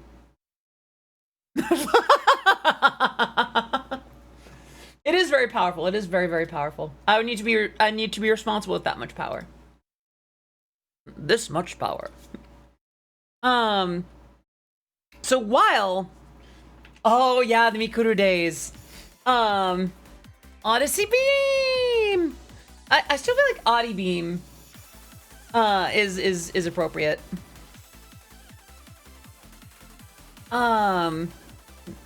Odyssey Euro Beam. What was I about? I will say, idols have started to have some amount of influence on my performances. This is fairly new stuff, because, like, for those who just came in earlier, like, today, this morning, I signed up for choreography classes again. And for the last almost 20 years that I've been performing my music live in front of an audience at all, I used to, like, DJ and sing. And don't get me wrong, I like DJing, I like singing, and I plan to keep singing. But something that I would like to start doing is a little bit more motion, a little bit more like dancing up on stage, learning how to like move my body at the same time. Whether or not that's pata pata dancing or something more idol-like or something more influenced by like, I don't know, K-pop or something. Even just little motion gestures like, yeah, bah. Just little things like that, I think might just make for a better show. Why do I sound like a boy? Why do you sound like a bitch? Anyway, so I'm learning, you know, how to dance in order to like be around on stage and just make that more interesting, you know? Yeah, I don't sound like I'm out here giving birth to pink unicorn giggles. So clearly I'm a dude. I'm out here munching on Nutty Buddies. Throwing back some Coors, the banquet beer. Seriously? These are the same dudes. These are the same, and it usually is dudes. Like, these are the same dudes that are like, your hand isn't perfectly manicured. Your hand isn't perfectly manicured. You must have a dick the size of Georgia. Yeah, I'm sorry, that was me. Just like, like, why? One, no. No. No. No. Yes. Like, it's like, okay, so people gotta understand that women real life in grass touch land do not have like perfectly slender fingers and ample bosoms and long flowing hair and voices that sound like they could summon birds from the sky. We got like bodies and shit. We have like things about us that are not, what's the word, like idealized. We are not drawn by your favorite mangaka, okay? Nor do voices happen. You know what's ironic? It took me a while to get to this point with my voice without the bump on my vocal cords.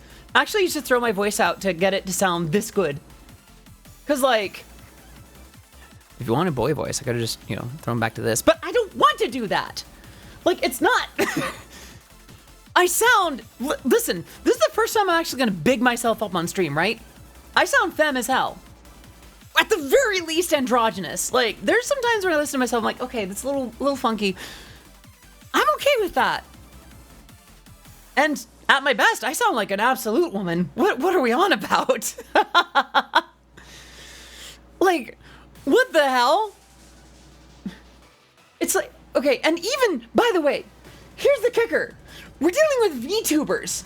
Even, forgive how I'm gonna say this, even if I had the biggest dick in all the land and was a cis dude, which I am not, like, even if that was the case, why would they care? Why the hell would they care? Like, okay, are you trying to figure out if beating off to this is gonna make you less something? Are you really that worried? Did the doggy girl not return your affection? Oh, truly pathetic. Seriously? No one cares. No one cares. I don't know, like, I'm being flippant right now because, like, it sucks when people hop in with that kind of mindset. And it sucks when that kind of attitude infects otherwise good spaces. And obviously, that kind of thing sucks, but I don't know. I've had some time to think about it. It's like, it's not worth getting genuinely worked up over, I got stuff to do. I got things to take care of. What's it, I think Chibi will occasionally be like, is this a man? I'm a man! Will occasionally a tier 3 sub to me? I love how she does that. Always the most interesting. Hi, Scarble. Yes, hello. Hope you're doing well today. We had someone hop in and be like, why do you sound like a boy? And I'm like, why do you sound like a bitch? It's just like, really? Bruh.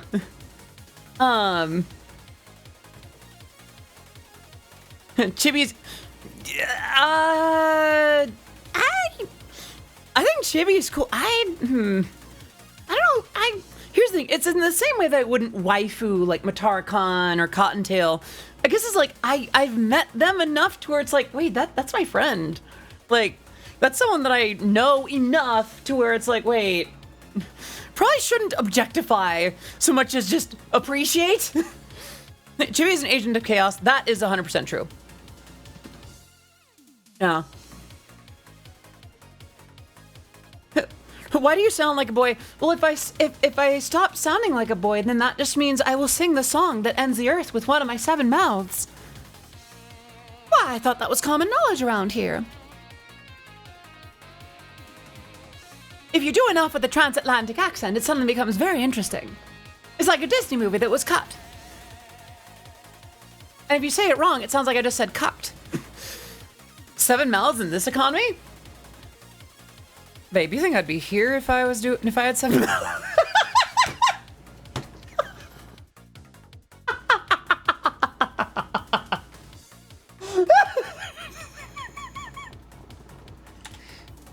Seven-part harmonies at the same time, baby. That's what I'm on about. Why? What do you think I was saying?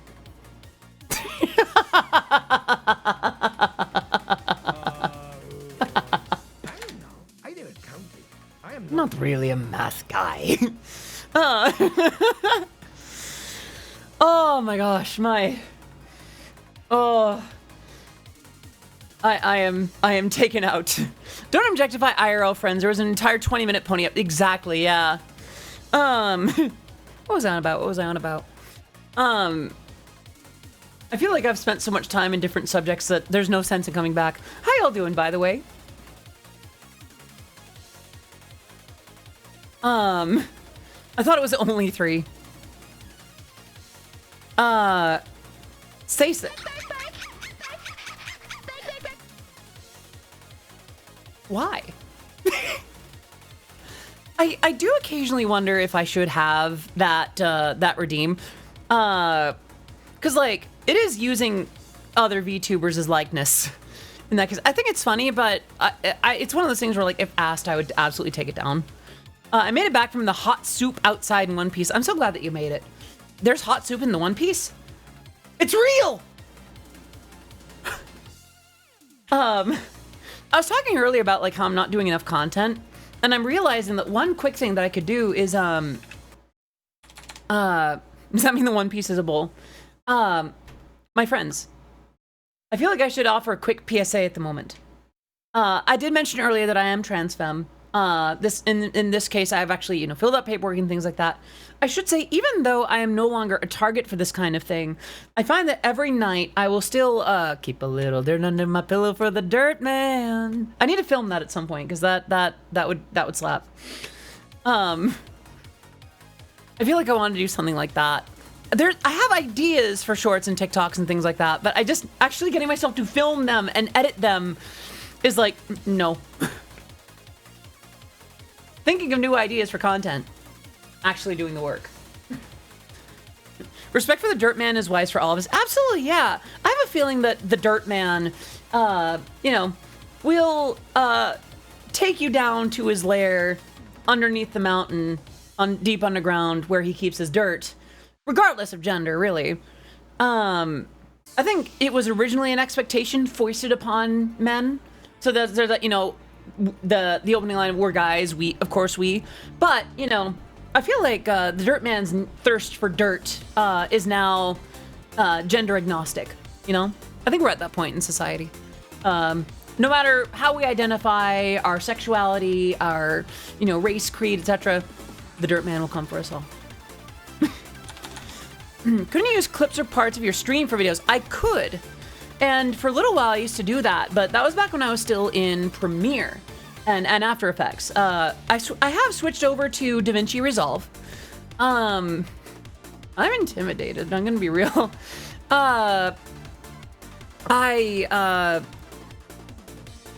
think the thing for me is video editing takes a lot of time for me, although it could have also just been Adobe.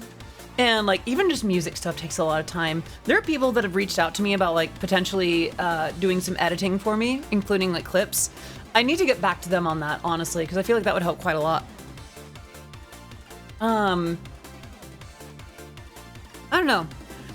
It's one of those things too where like if I don't do it, then it depends on someone else doing it, and I'm not gonna be so entitled as to believe that people should be like uploading YouTube clips of me. Unless I'm actually doing something YouTube clip worthy.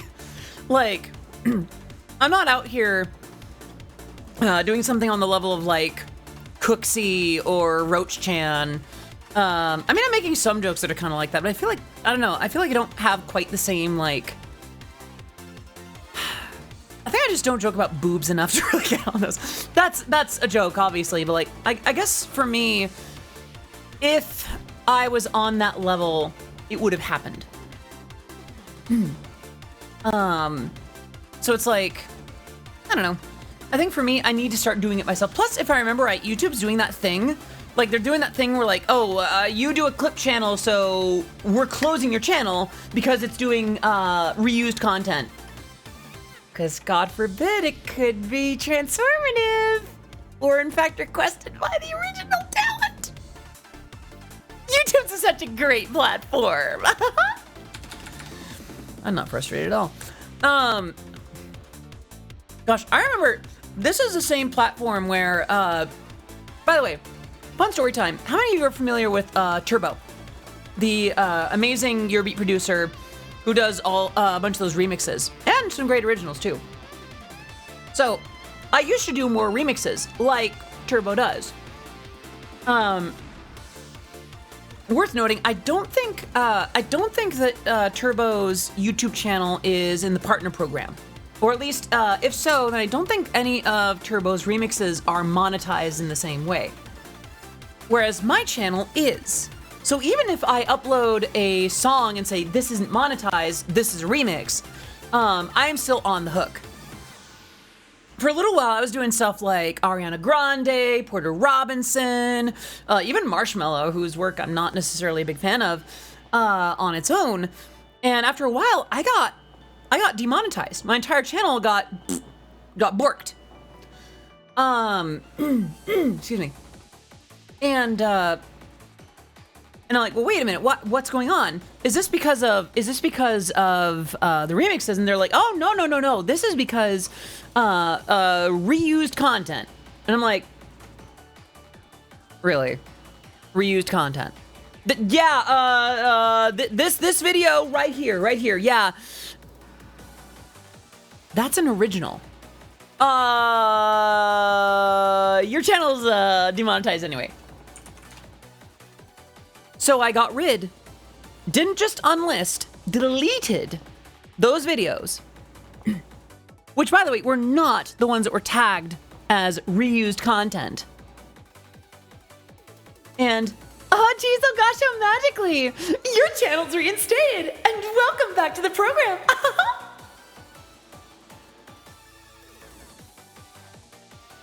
Bullshit. No other word will do.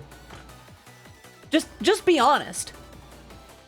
Look, if it's a video and it's like, hey, the people that have the song, they don't want you there, say that. Hello, Kurohime. Hope you're doing well today. Like, if it's a remix that you don't want to, let us know. By the way, the only people that had the problems with the remixes were YouTube and maybe one of Ariana Grande's writers. The Porter Robinson remix, they chose to co-monetize. Most of the Ariana Grande remix, all but one writer from like Germany was like, yeah, let's co-monetize. When it wasn't even monetized originally. As well, there's also that situation where one person can report enough videos and admit to reporting those videos. But because that happened to your channel, YouTube will be like, clearly you broke rules, so you're done. I think that happened to Taiga recently. Doing okay, got post-game depression again after beating Sonic Frontiers, and I started a new run of Fire Emblem Three Houses. Geralt's death still is wait. I will say, I don't think I've actually properly played through Sonic Frontiers or Fire Emblem Three Houses. I have enough emotional attachment to like Paper Mario Thousand Year Door. Yay, automation, exactly. It's like, really? I wish that YouTube was more straightforward. And timestamps. In the same way that Twitch could use some, like when they moderate a certain way, it's like, you're banned for a week. It's like, can you tell me what happened? No. Okay, how do I know how to change my behavior or what it was that I was doing if you won't tell me? Stop, you're banned. Yeah, but I'm trying to figure out how not to get banned again. Like, there was that study. Sorry, now I'm on a different tangent. Did any of you catch that study about the differences in severity between live streamer bans and conduct versus VTuber bans and conduct? Like, the original idea, the original notion, I think the person who was studying it wanted to kind of find it this way. The idea was like, like VTubers were the looter ones, right? The ones that are like, oh, look at my big boobies swinging around, ah! Whereas the live streamers would be more calm, right? The opposite was true by a long shot. By a long shot. Live streamers tended to have more infractions and infringements in the span of a month or two than VTubers, and more intense ones. However, live VTubers tended to have shorter penalty times and quicker returns to that same infringement, whereas VTubers had longer penalties and spent longer between the next ban, and were less likely to be banned again for the same infringement. Statistically, VTubers are behaving better than live streamers. I think the people that run social media don't really care about quality moderation. You said it, not me. Make it make sense. Oh, people don't care, or people have a weird stick in a certain place about VTubers. Like, I hate to say it, but it kind of goes back to a discussion we were having earlier about, like, why do people target LGBTQ streamers? It's like, oh, because someone out there just thinks, ew, icky, gross. Someone's like, oh, VTubers, ew, icky, gross. Or my friend got, friend zoned by a VTuber, so we got to make their lives hell for God knows what reason. VTubers seem to attract a certain amount of hate for some reason. It makes sense to me. It's highly stylistic, it's expressive, it's a modern trend. So there will be people that will react to it a certain way because it is a modern trend. The sheeple that follow popular things, right? We could be as recent of a trend as Skibidi Toilet or Phantom Tax, etc., and associated as such. With mascot horror and like, oh, this is what's wrong with culture, right? Especially when when certain examples are cherry picked for the purpose of, look at this cringe. And by the way, this is part of why I feel like cringe culture is kind of faded out a little bit. People get tired. It's like, yes, we get it. Every one of these is terrible forever and ever. Can we just not ruin their lives, please? I notice there's also a lot of flesh tubers in the fringes of VTuber associations that get caught up in it too. Sometimes. I think it's because VTubers and, can I just call them live streamers? Flesh tubers just reminds me of like a potato made of skin. VTubers are also disproportionately femme, furry, queer. Also true. Which also influences a lot of people's image of cringe, because I don't understand it, therefore it's cringe. This expresses something that I don't understand or agree with, therefore it's my mission to ruin their life. Fletchubers sound like a Resident Evil or Silent Hill term. Like I don't know. It's a weird thing to me. I don't know. I feel like as long as culture exists, and as long as there are forces for hegemony, which is, what once was on the edge is now standard. Rock and roll being counterculture has become culture. You can buy punk things in stores, even if that defeats the purpose of punk, right? I think in this case, VTubers being part of culture, being part of, Twitch and YouTube and things like that, there will always be a counterculture. Counterculture isn't always a good thing. Sometimes it can be based on hate or, misinformation or things like that, where, oh, every VTuber is just a big titty anime girl that is unethically creating parasocial relationships with simps using an anime avatar, and they make the same 5 jokes all the time, and they're terrible. Let's go swat them. And it's like, I think we've forgotten to I think a lot of modern culture cannot let things they don't like exist still. Because, like, okay, no one's holding a super soaker to their head to watch a VTuber. If it's showing up in their feed, they've probably watched another VTuber. The block button's right there. They could spend 2 seconds to push 2 buttons and not see any VTubers. They could just not watch the Joe Cat video parodying the girls video that Joe Cat did. Instead, well, if you know, you know. So I don't mean to get too heavy with stuff like this. Just more like, I don't know. Social media platforms and content platforms have problems. I'll put it that way. And as much as I love streaming here on Twitch, as much as I love the community that's come over to Twitch to, spend time with me, and the folks that I share my stuff with on YouTube, there are issues and problems. And by the way, whatever comes after Twitch or after YouTube or anything like that is going to have its own problems. I refuse to touch Kick in its current state. I'll put it that way. It might have better splits. It might have better this, that, whatever. It might have better management of this and that, whatever. Not touching it.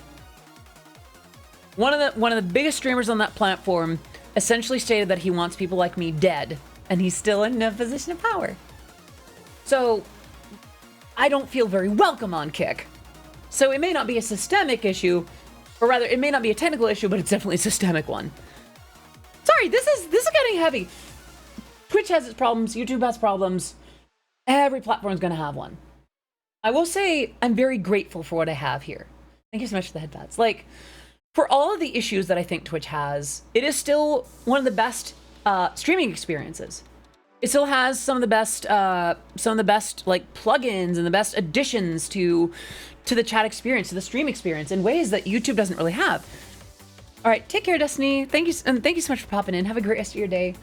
And like, even with YouTube, the fact that it can go straight to a VOD that stays there instead of having to wait like X amount of days, or if you're just starting out, none, like no VODs, that's great. You now have an inherent built-in archive. That's great. And you know, with YouTube in and of itself, there are some things that it has done to help creatives not just completely be stolen. Like, if you're on SoundCloud and you upload something where the sneeze sounds a little bit like someone who was in the room where Animals by Martin Garrix existed, they'll take it down. It's like, hey, excuse me, your remix of the song sounds like Animals by Martin Garrix. We're deleting it forever. Just poof, gone. Oh, Daniel, let me do that real quick. Oi, shiku nare, moe kyun. How was that? So, right. What was that about? Streaming and platforms. Thank you so much for the headbutts. What was I even on about? Right, platforms and such. YouTube actually does have something that I commend them for. When there is a copyright situation, instead of going, hey, get bent until you break, they go, hey, there's a claim on your video, and here's who's claiming it, here's what's going on with it, here's the portion that they're claiming. If that's true, let's make it easy for you to fix that. If it's not true, then you have, we're giving you a chance to talk it out. It still heavily favors the claimant instead of the defendant. A lot of people have been doxxed that way, and there's obviously some there's still some pretty big issues that they need to fix with that. But the fact of the matter is, there is still a dispute system. If someone wants to go through and just copyright screw everything you've ever done ever, you have some amount of defense. Hello, Charlie. Hope you're doing well today. So there is that. And again, these platforms have serious issues, but I like what YouTube has for that, because like, hey, here's some semblance of a fighting chance. That was kind of what happened with the 2019 version of Discord when it got claimed by an entity I won't name.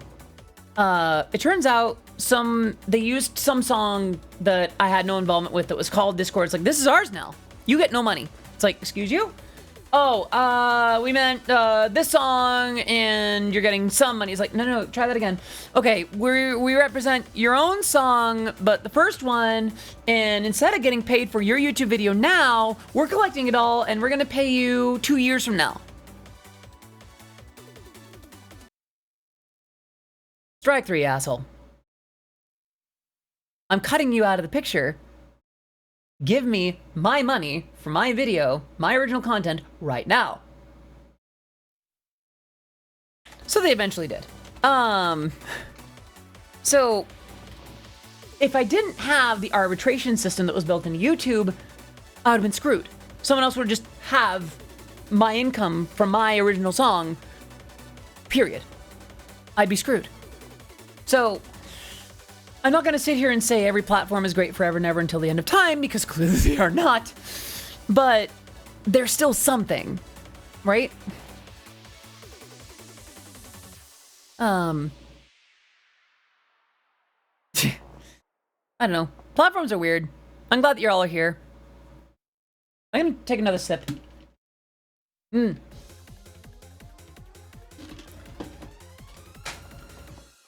I'd like to reconnect with Gamer Subs. I like their product enough to go back for it. Oh, You're such a good girl. why?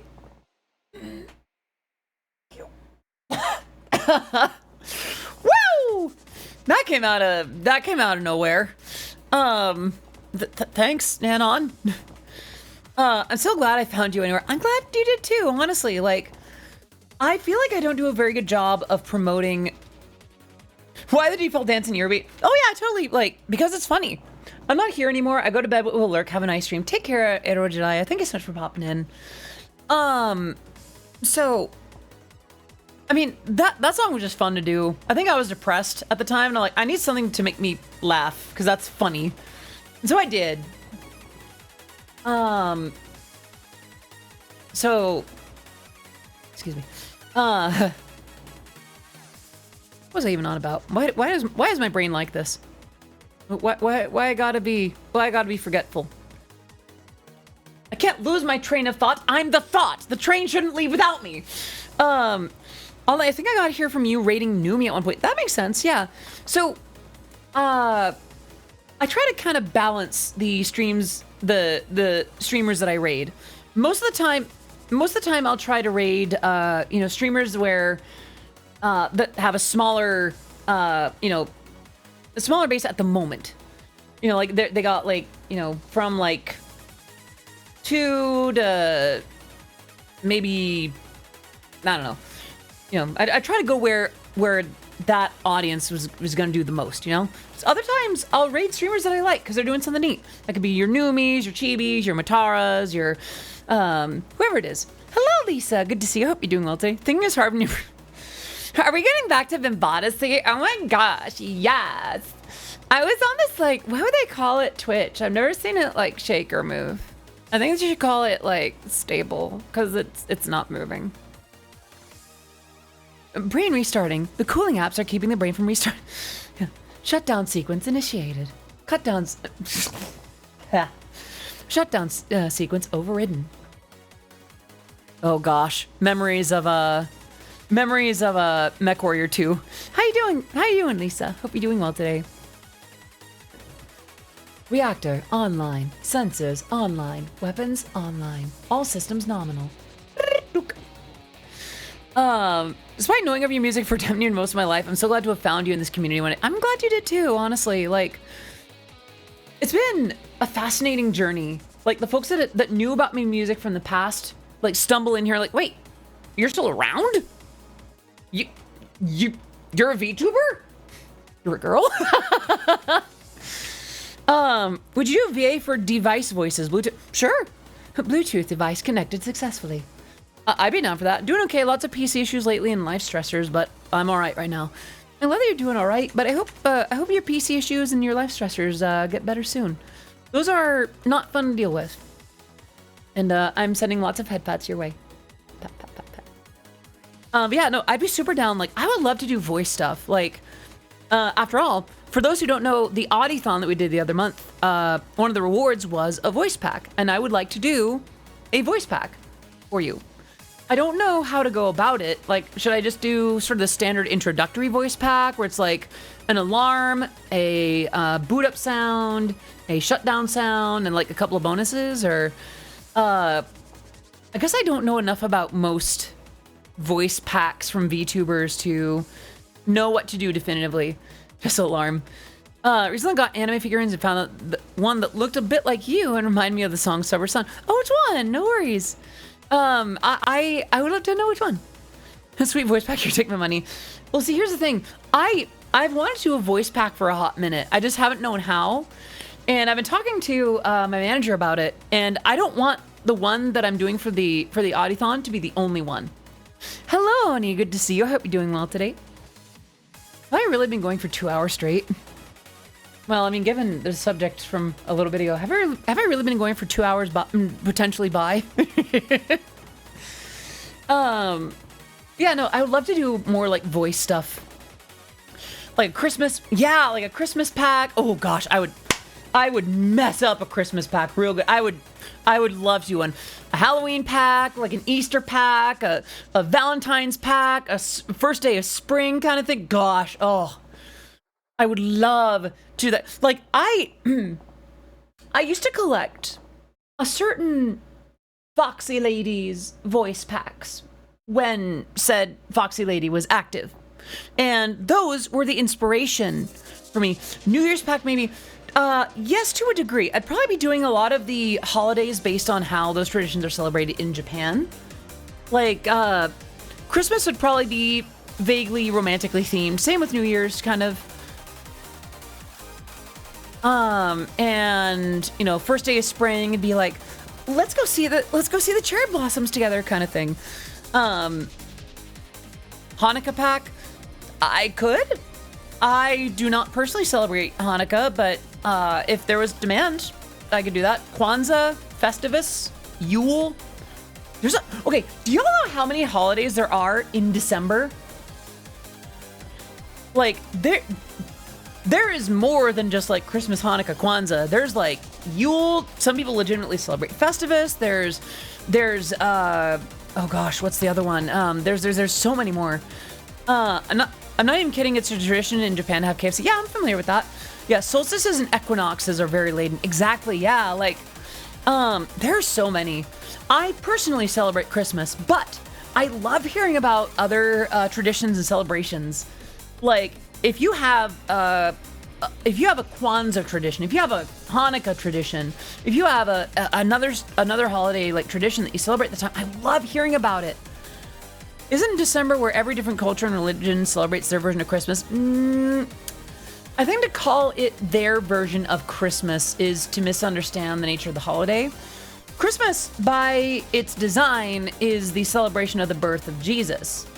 Whereas Kwanzaa and Hanukkah are celebrations of light to some extent, but there are some differences between them.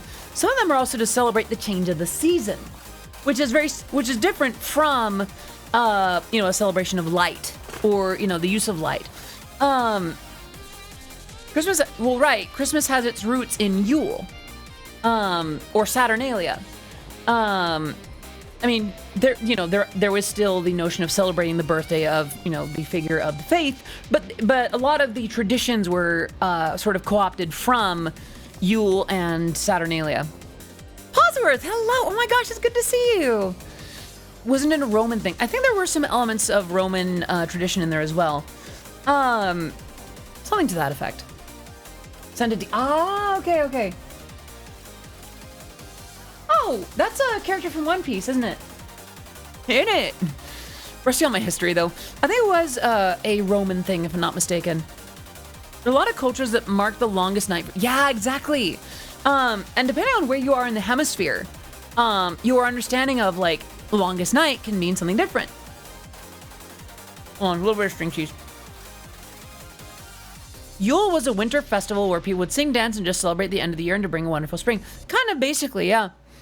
By the way, y'all know, like, some of the celebrations, like festival and carnival, come from very different understandings. Like, when you think of a carnival, you think like carnival rides and carnival food and things like that. Carnival has the same root, carn, as like meat and flesh. It was essentially, I think if I'm not mistaken, it was originally based on like a pagan term for rites of the flesh. Oh, how the times have changed. Our tradition, hide a pickle in the Christmas tree. The person to find it gets a special pickle gift. Huh. May I ask why a pickle? I feel bad. I feel like a fake trans femme for disliking pickles. I want to like pickles, but every time I try, I can't. Just does not. Pickle thing sounds rather Midwest. Is that right? But, anyway, sort of, scaling back to the voice pack thing, I would love to do voice packs. I would love to do all kinds of stuff. I would be super down to do, like, seasonal voice packs, holiday voice packs, scenario voice packs. I like the idea that people want to hear my voice for things like that. Okay. One thing that I don't understand is Elf on the Shelf.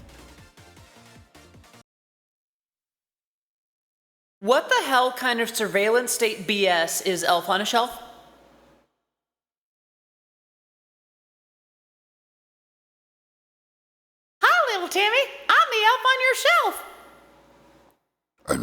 watching you.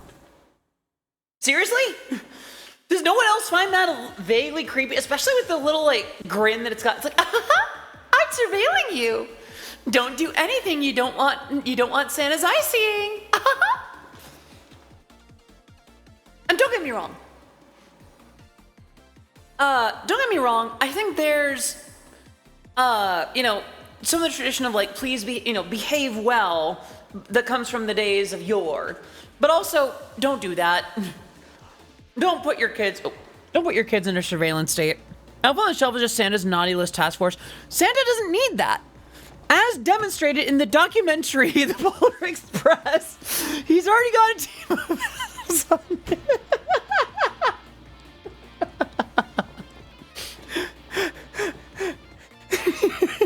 Sorry, I don't know why that was funny to me.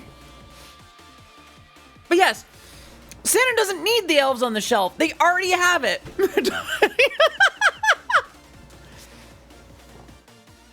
Elves!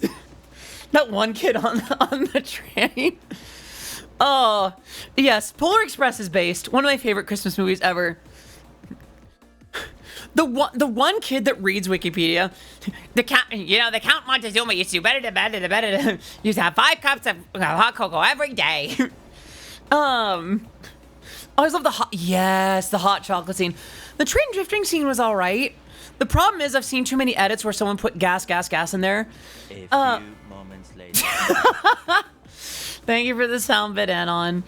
Elf on the Shelf didn't really take off until 2005, which is wild to think about. I think it was kind of one of those unspoken traditions until it started becoming mass marketable.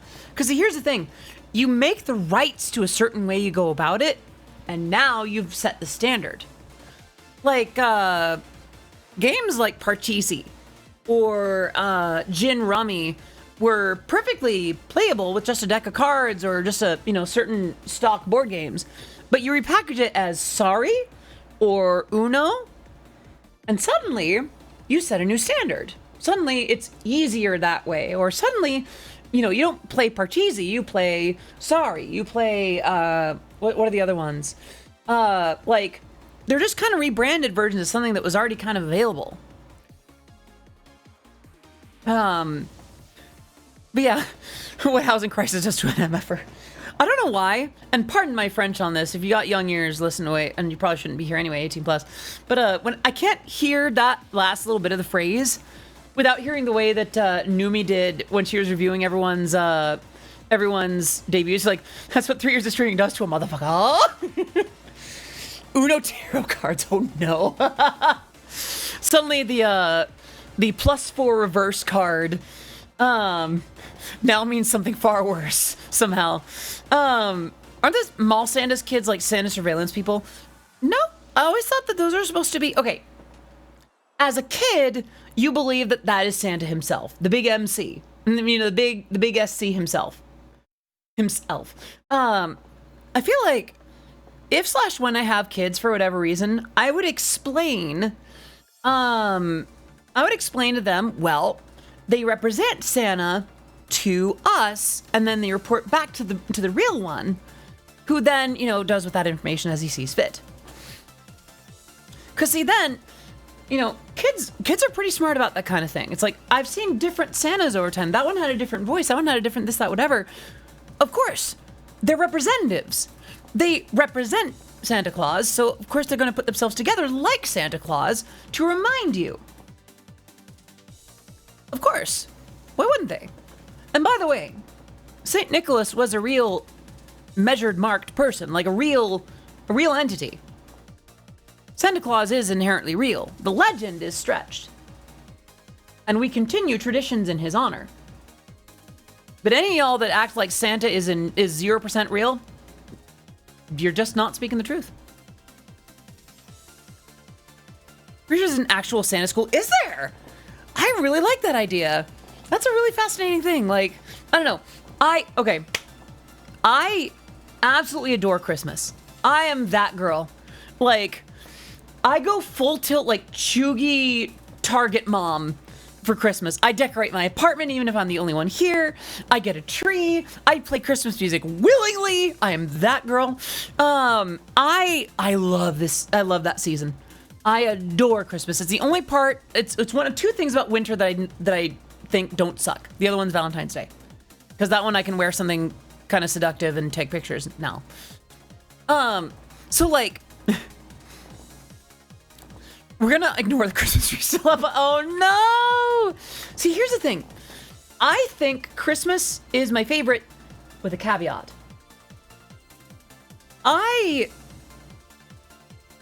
As someone who adores Christmas, there's a healthy and an unhealthy way to go about it.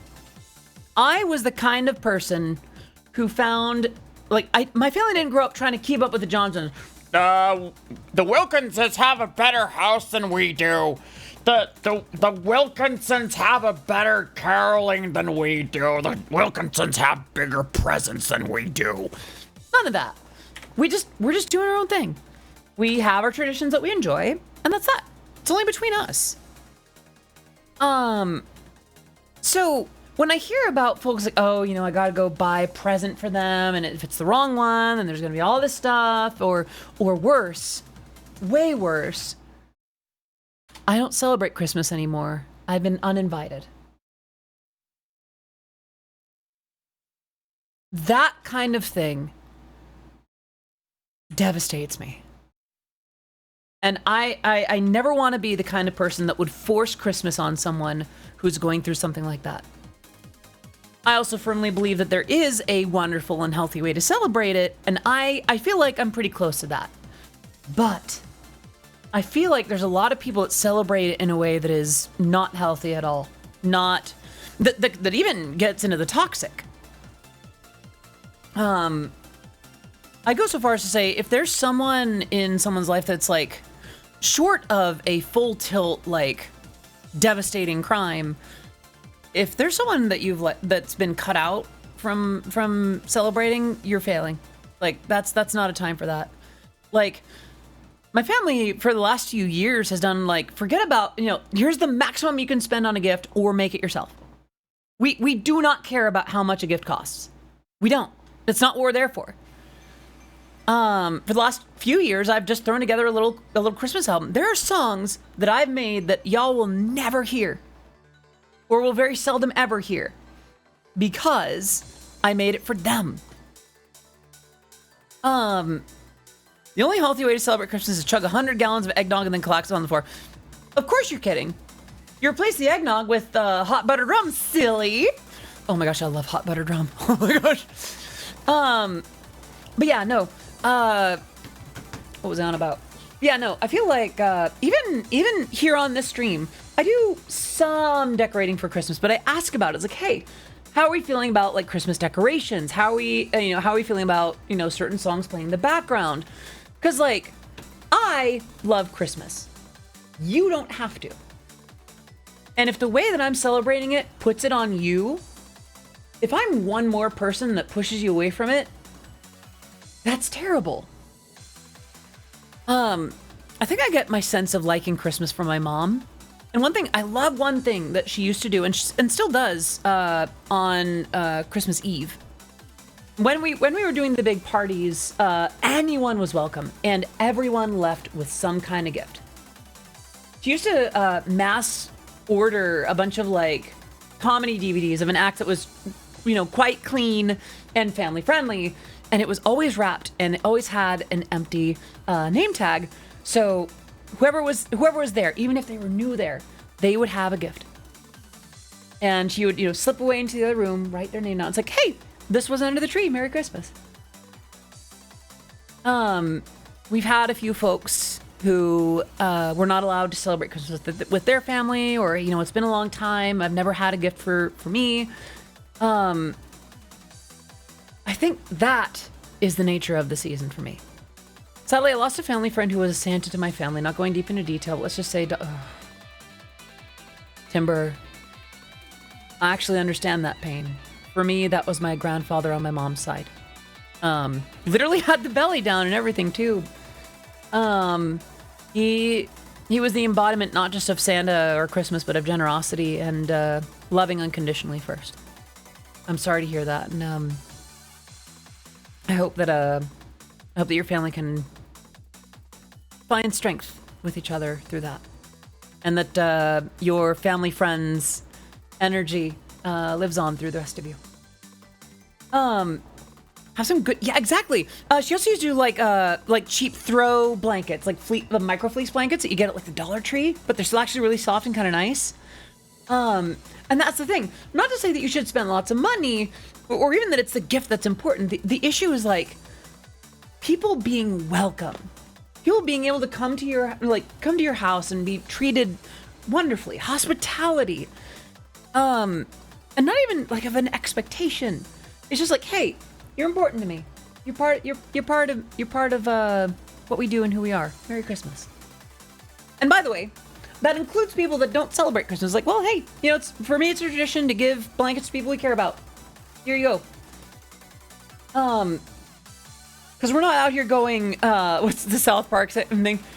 Hey there, Mr. Shintoist, Merry Blanket Christmas. Like, we're not doing that. Like, I don't know. I like Christmas, but the folks that are, okay, I'm also I'm the girl that will be listening to it privately as soon as Halloween is done. Keyword there, privately. As someone who used to feel persecuted in my house for listening to it at all after Halloween, to see the trend happening with Mariah Carey the day after Halloween on an official scale, why? Don't get me wrong, like I'm glad to celebrate, but it's too early. If you have too much Christmas ahead of time, it ruins it. A shooting star is sweetest for its brevity, or I'm messing up the quote. I'm sort of not doing great with that, but like, you get the idea. I like Christmas because it is transient. It's not here forever. There must be not Christmas by which we can understand and appreciate it. I'm a firm believer of the Thanksgiving firewall. Honestly fair. Honestly fair. And that is totally fine. See, here's the thing. I think a healthy Christmas allows for that. If I'm listening to Christmas music on my own time and you're not, up to Thanksgiving, great. That's the thing. And by the way, Thanksgiving is also a bit of a firewall for my family too, except for it's more to do with like, that's when we start decorating. Hey, American stores don't play Christmas in November. We're not in the Philippines. We actually start celebrating in December. In September. I did not know that. And also, agreed. And here's the thing. Actually, here's the thing. November would be fine. Early October? No. Early October? What are you doing? Stop it! You're gonna make people hate this thing! I don't know. I have weird opinions about it because, like, as much as I love the season, there are excesses. There are things about it where it's like, I see why people don't like it. Even Christmas music. Like, let's be real here. If you're listening to Christmas music the same way that most people listen to Christmas music, I don't blame you for hating it. Because here's what folks are doing. They're forcing it on people early, and they play the same few songs. Most people aren't listening for how Trans-Siberian Orchestra does Jingle Bells compared to Mannheim Steamroller does Jingle Bells, and believe me, or the godforsaken Barbara Streisand version, which I think is a crime. Yeah, I said it. Like, if you're not listening for those differences, it's all the same song. And because there are certain songs that don't get played this time of year because they have, understandably, they have a religious connotation. Some folks don't celebrate that angle of things. It's just the same ones. Like, of course people aren't going to like it. And it's being forced on them. And it's the same ones. Best version of any Christmas song is anything Trans-Siberian Orchestra produce.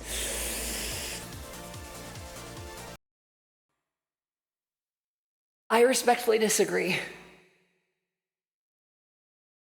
Don't get me wrong, Trans-Siberian Orchestra is good. They are good. And by saying what I say next, I do not want this to come across as, oh, Trans-Siberian Orchestra is bad, terrible, whatever. They are, and it's not their fault, but I think people heard, oh, Christmas metal, and went nuts with it. People act as if it's the only Christmas music that's ever good ever in the slightest.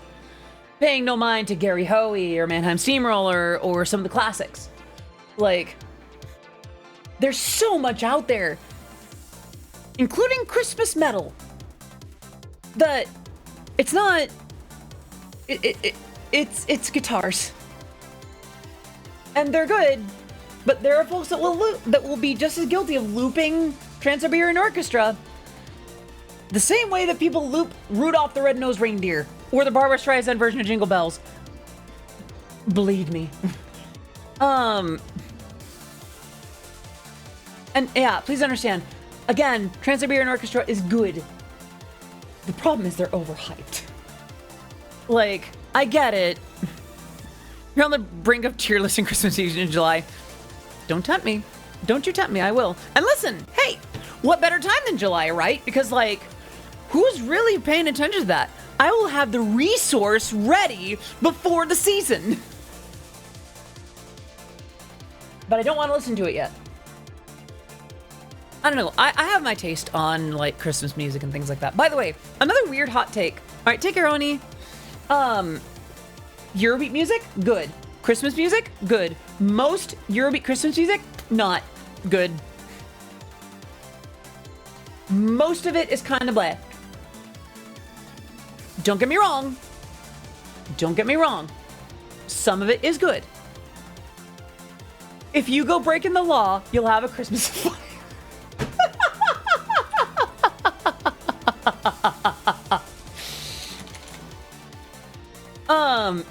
But yeah, no, like a lot of Christmas themed Eurobeat is just not very good. It's either a song that isn't really very Christmassy, or it's just not very good Eurobeat.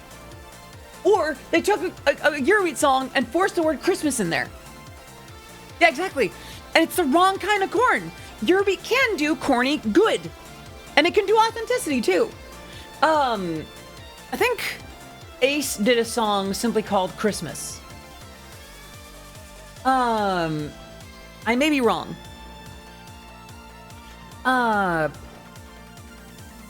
So it's possible, it's doable. And by the way, to the message of make one then, for years I had an idea for one, but I realized that my idea for a Christmas Eurobeat one is also very bad. It was going to be called Lovers on a Snowy Night, and the riff is comfy, boring. So had an Elden Ring crash Chrome, and on relaunch, Chrome overwrote the tab list. It should restore it. Oh no. I'm sorry to hear that, Vars. That's terrible. But yeah, no, like,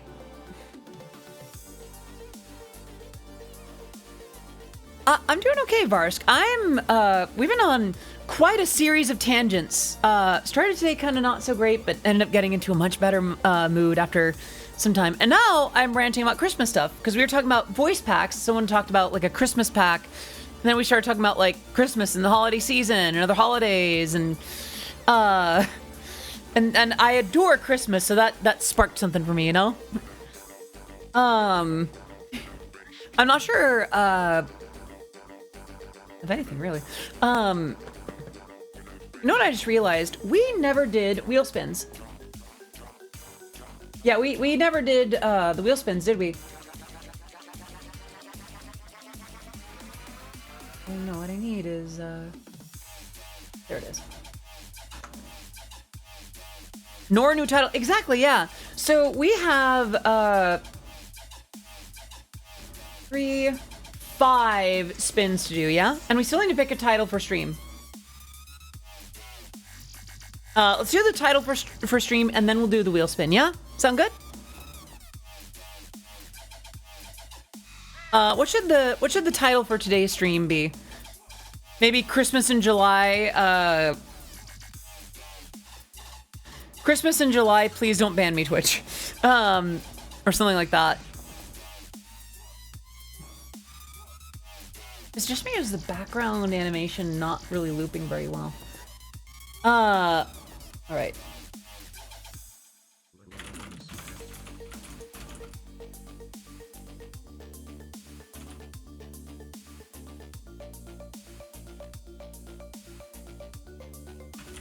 Please no bans.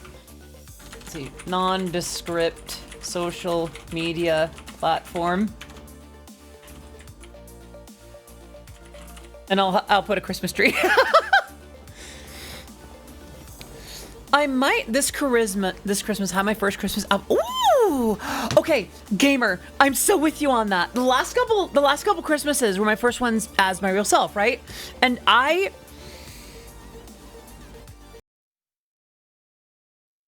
to those seeking femininity, a Christmas dress cannot be beat. A Christmas dress? Perfect. Oh my gosh. Get yourself like a nice red or green dress and like get some shoes to match. They could be comfy, they could be heels, they could be whatever. And what makes a dress a Christmas dress? Good question. I would say a dress that reminds you of Christmas in the way that you like. It could be white and gold. It could be red, or it could be green with red on it, or something like that. For me, I think I have some pictures. Okay, I have a couple of pictures of me in Christmas dresses. Screw it, we're on this now. Okay, I don't post a lot. I think I post too many stream schedules. Being summer during Christmas, great. Yeah. Okay, so there's one, and then I think I posted last year's too. Or the year before's, I should say. That was more of an apron. I think I did. Didn't I do? Wait. Peanut! Oh my gosh, thank you! You're so sweet, what the heck? And also now it's another wheel spin, so thank you very much. Sorry, I forgot that when I use those buttons, it does the thing. Y'all already thinking ahead to Christmas, I still need to think, oh, thanks for that, Pats. Figure out a Halloween outfit. I need this year to not be Jessica Rabbit. Because I keep being Jessica Rabbit, and I love that because it's basically just me, but with more emphasis on booba. But I want to be a little bit more creative about it. All right, so I'm gonna find my other Christmas outfits and show them to you. That's me in a maid outfit. That's me in the model stuff. I think that was the first time I got my hair. I think I was still in wigs when I did my first Christmas outfit. Oh yeah, I used to do like little photo shoots in the Mrs. Claus thing. So this was okay. This was back when I used to wear a wig. Nowadays I have my natural hair, which I'm glad about. This was the first year. Just like I love the little lace pattern on the dress. I miss that necklace very much. And it had like a nice little lace trim to it, and I had these like red heels that would go with it. I had these white gloves as well. I think that might be where I got it for the New Year's Eve look. That ended up being very iconic for me. Did I have more pictures than that? I don't think I did. Did some in like the Mrs. Claus outfit. These were really fun in retrospect. These were way early on in my transition. Trying to be seductive with a candy cane, and it really didn't work well. And regarding trains, I haven't done trains, but I appreciate a train. This is the New Year's. By the way, this wasn't just the New Year's look. This was the one that defined me. This is basically the me look. I need a necklace like that again, honestly. Yeah, we do a little scrolling, ba-doop. Oh, yeah, here we go. This was the most recent ones with my own natural hair. Look at this outfit. Look at that. Is that not the most adorable freaking Christmas outfit ever? And I very seldom talk about myself like that. Thank you. Like, this made me feel like freaking, I don't know, like just pure Christmas girl glory. I did have a little mini cape. I actually wore this to Christmas in the Park when I went out. Some of you might remember that stream from last year where I actually went out like that. And it was fun and adorable and I liked it. And it makes me feel amazing because I'm a Christmas girl at heart. And here's from the year before where it's just a Christmas themed apron. This one, okay, story time. Story time. Also, oh, thanks for that, Pets. Story time, also known as why you don't fetishize trans folks on Instagram. This got repurposed. This was re-uploaded to like a cross-dressing sissy like one of those, and it used one of my songs. And they didn't ask my permission. So, I sent them a message saying, hey, I did not give you permission to use my picture like that. I am not a sissy. I am not a crossdresser. I am a trans woman. The only tags I used indicate that I am a trans woman. Take it down. And to their credit, they took it down. And I'm like, great, stay away from me forever. And I blocked them. Cause like, why? Like, let me make this very clear. I am not a sissy. I'm not a femboy. I'm not any of that. I am girl. I am woman. She, her, all that. The works. Exactly. And see, here's the thing. I don't mind my work. So a sissy, please correct me if I'm wrong. Sissy involves a cisgendered man who undergoes a level of feminization for the humiliation that it brings forward. That is part of the kink for a sissy fetishist, or for the one doing the sissification on usually the guy. So I'm not going to knock what consenting adults do in the bedroom. The problem is when you have something that's out in the public, like, hey, isn't it great that our humiliation kink is based on something that you get power from? The hell? No! The look I'm giving y'all right now is closer to this. Yeah, they've also had some issues and some run-ins with the Lolita fashion community and other things like that. So it's just like, thank you for the head pats. Like, here's the thing. I don't mind my pictures being shared around.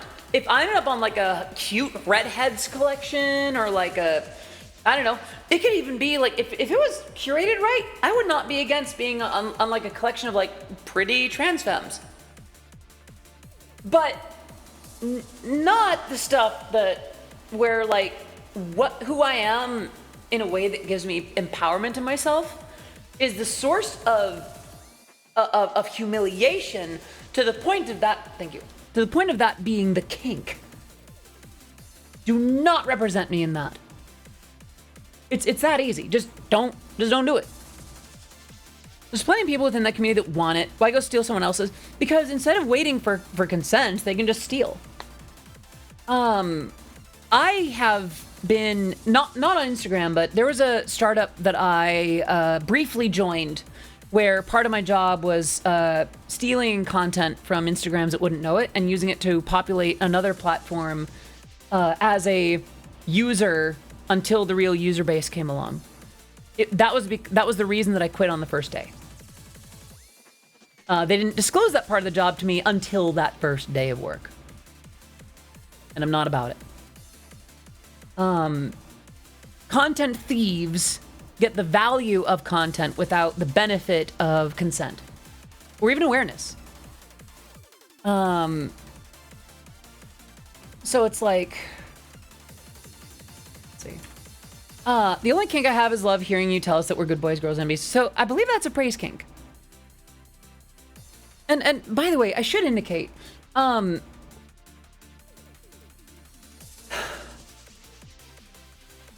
not exactly super well versed in certain things.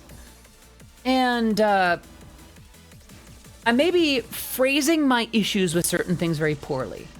If you happen to privately have a certain kink or fetish or whatever that we've touched on here, and you're a healthy individual about it, I do apologize if what I've said, causes any harm. If someone is doing that privately and understands that, like, it's not inherently socially right, that's their own thing. That is not something that I am qualified to dive into. I'm not their shrink. I'm not their sexual partner. I'm not their kink partner. I'm not anything like that. So I guess it's just like when it enters the public, when it becomes an expression taken to others, to the point where it loops me in without my consent, using my picture as an example of something that I'm not. That's where I get upset. Like, I'm not inherently against. I don't know. This is how I'm gonna get canceled, I'm sure. Like,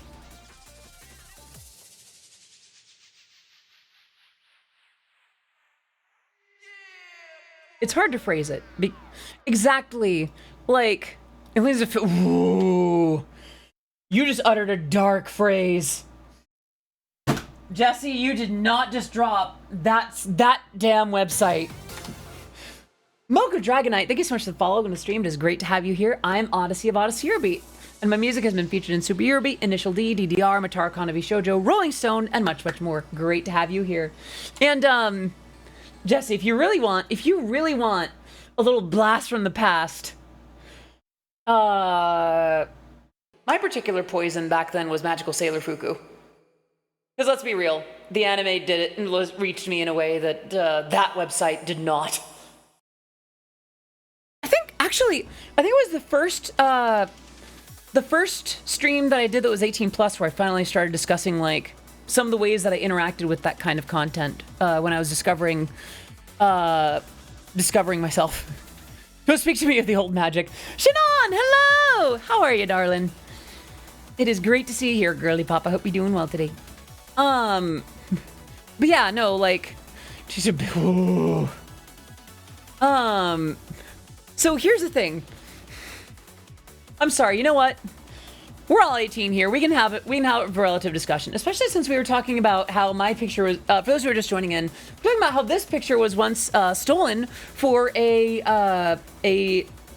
sissy or cross-dressing group on Instagram instead of being the trans femme I actually am.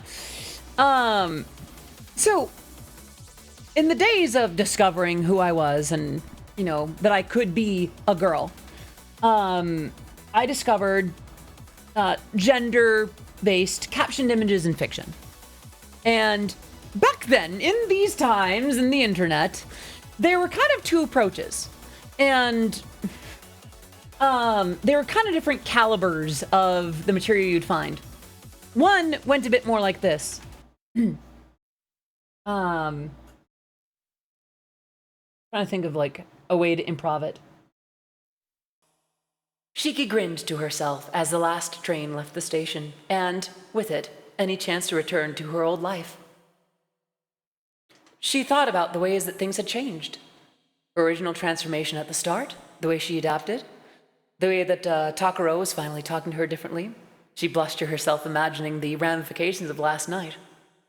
Having made up her mind, she giggled to herself and skipped down the road towards her new life as Takaro's wife, Takaro's love, as a woman.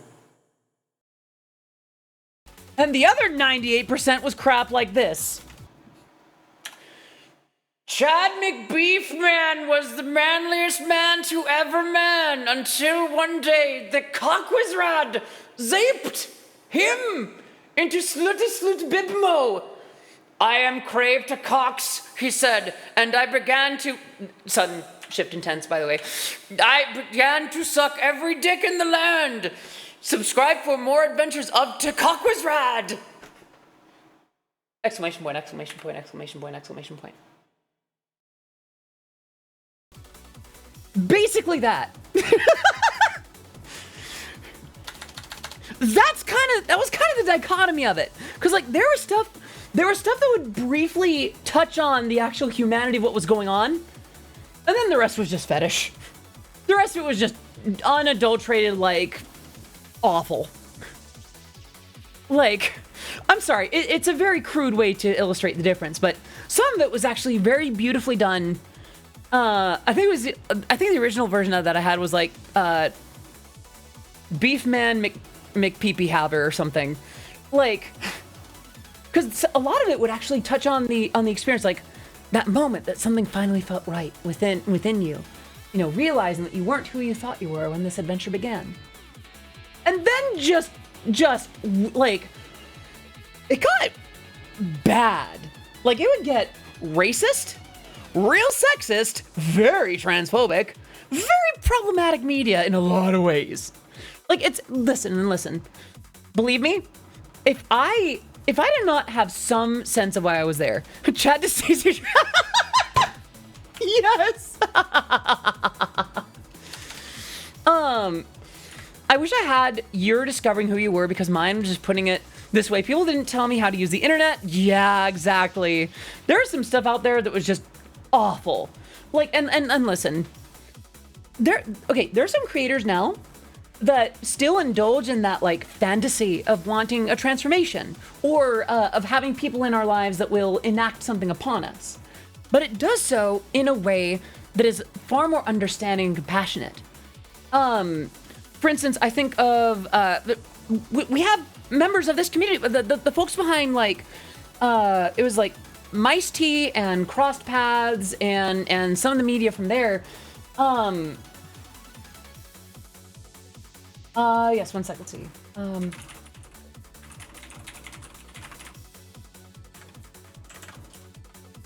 Sorry. And I mean, even the recent trend of, like, the Sisters of Dorley. The less you know, the better. So, like, there is still a demand for that kind of media, but it's like, hey, it's in the understanding, like, hey, if you're having this kind of understanding, if you're having these kinds of sensations and desires, you might not be cis. I might have. And, like, oh no, I've alerted the hordes. I read the first couple of chapters and it's interesting. I've read a little bit of Dorley. But here's the thing, like, I think Dorley is a fascinating combination of what people were looking for and what is the case now. It touches on a lot of that stuff, and it gets dark in the ways that I think people seek, but bright in the ways that I think still nourishes the soul. I think of a few other artists. I know Crown Cosmo and the Transform Mistress come to mind in terms of a lot of TG fiction and imagery that is far more compassionate. Actually, if I can be real with y'all for a second, it's to the point, by the way, where if a certain artist that I've spoken to was not available for an upcoming avatar, I would have considered reaching out to the Transform Mistress for it. I'm serious.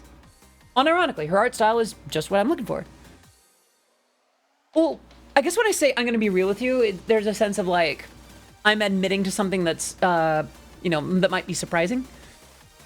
Yeah, I've considered, like, there was a time when I was considering reaching out to the Transform Mistress for art like that. Of course, the original artist that I spoke to first agreed, and honestly, I'm very happy and satisfied with that. Yeah, honestly, yeah, Transform Mistress is like art style and writing style. But that's the thing, like, I'm so glad that there is media like that now.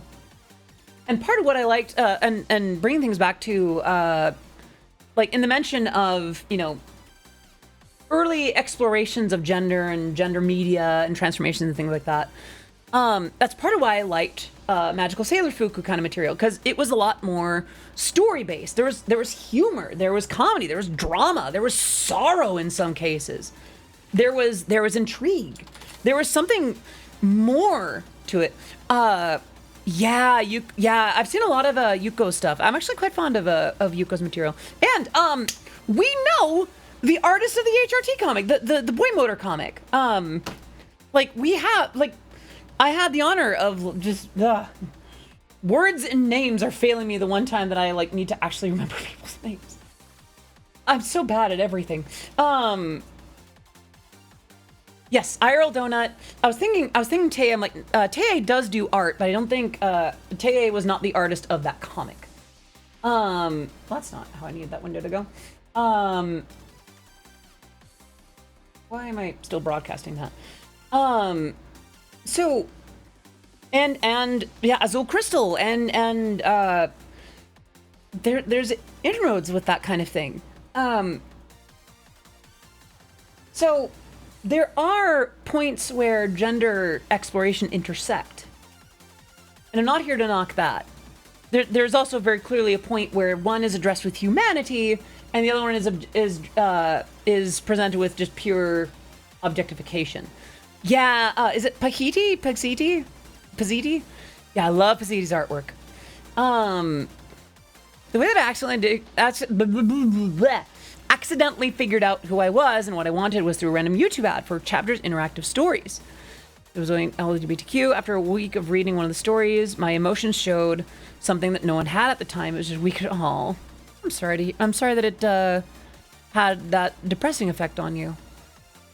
I'll be real, by the way. I keep saying that. I'm surprised at myself for talking about these things, because for a long time I had to keep this kind of thing in the shadows. A lot of that's something I'm still kind of wrestling with, like the fact that who I am and what I am is now in the light. Because there was a period of time where I most certainly had to keep it in the dark. For me, I have known since I was old enough to dress myself that I was supposed to be a girl.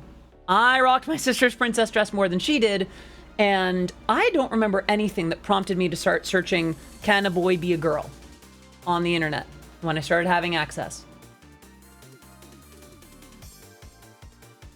Like, I was drawn to that stuff more than I should have if I was cis, right? Like, I don't know. There was a level to it that was very clearly not going away, and was still there whether or not I tried to think about it. Except for the wrong one half, I'm excited to a point. Oh, I really need to wrap it pretty soon. I'm so sorry. We haven't done the wheel spins. Oh my gosh. So the Ron One Half anime remake, I'm excited to see how they do it. If they did it right, if they did it with a sense of compassion and not the surprising amount of homophobia that was in the original, and if they just get rid of Haplosai, I'm down. Let's do it. There's some stuff that isn't great about the original Ranma One Half. By the way, today, earlier today, I mentioned that I am signed back into choreography courses. Alas, I must start winding down stream because, you know, Anon! Oh my gosh! Anon gifting subs to Nate Dog 2611 and Kiret_4Eva. Can we get some love in the chat for those subs? And now we have 4 spins from subs, 3 from tips. I feel like we should spin these now. Even if we don't get to do them now, we can kind of dive into them on Wednesday. For those who don't know, by the way, tomorrow I am not streaming. I'm going to be over taking care of some stuff with family. It is my auntie duties are very much necessary. Auntie duties, I should say. Duty. All right, let me bring back Shoost. Let's do these spins. Is Getty. Take care, Tangent. Thank you so much for popping in. Ow. Okay. Y'all get to choose the next stream title.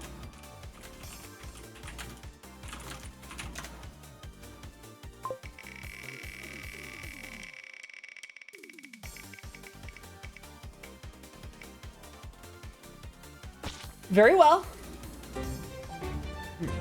Quick question. How many spins would you do if you got $100? Just asking.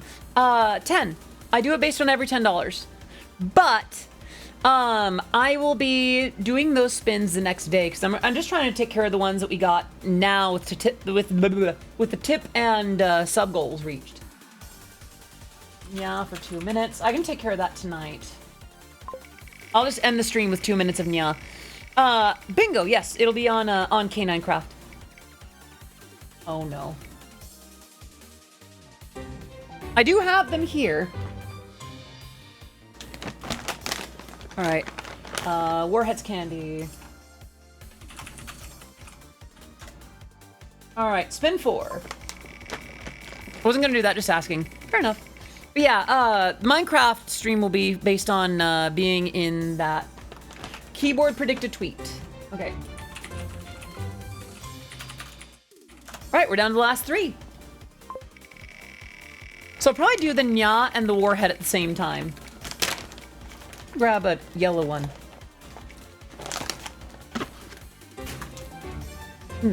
Alright. Yeah.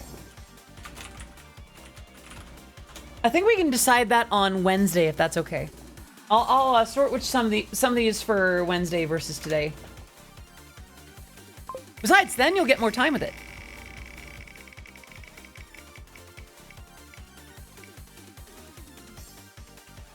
Ooh, haven't done one of these in a while. All right, so that's, I think we're on the last one now. I'm gonna grab the yellow one. This is blue.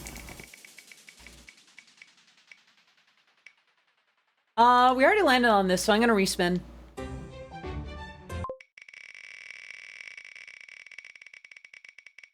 All right.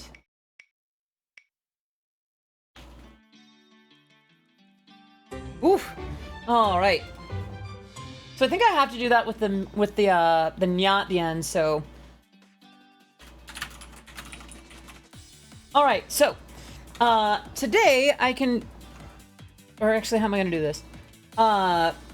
Chat, choose a stream title that will be tomorrow.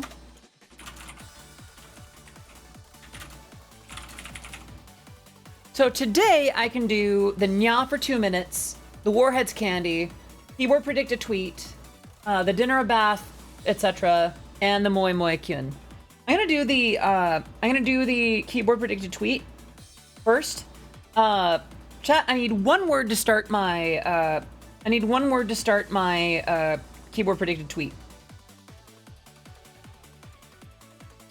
Super. All right. Super cool project with a lot more utility than this project, but the team has been amazing.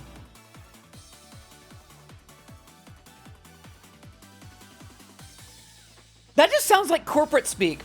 Super cool project with a lot more utility than this project, but the team has been amazing. Synergy! Alright, it's tweeted. Alright, so that's an ada. I'm gonna write that down.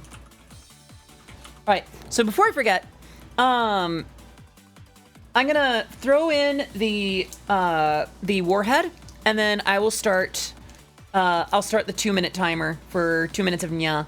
Alright. Here we go. And 2 minutes of Nya begins. Right now. Okay. Right now. Wow, it's really sour now. Right meow. Okay.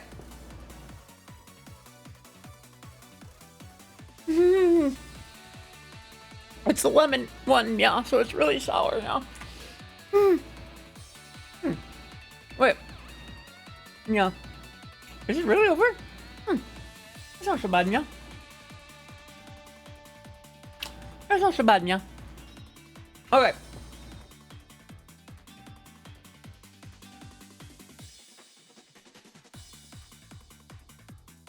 Well, it's no longer sour, so I suppose it's fine, yeah.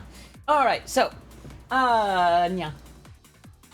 We did that, yeah, we did that. Okay, So now I need you to do the next one, yeah?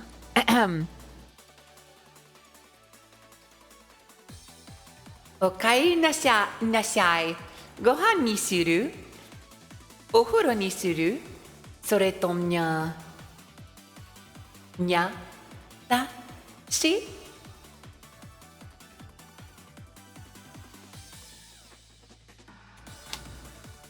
Alright, next one, nya. Oishiku nyare! Moe moe nya!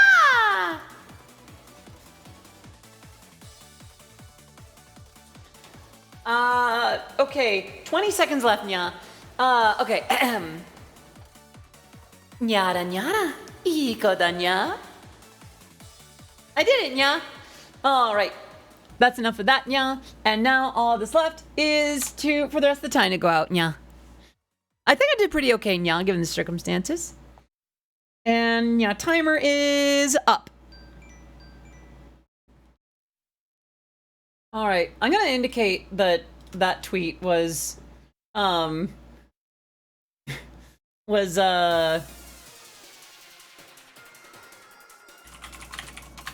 see.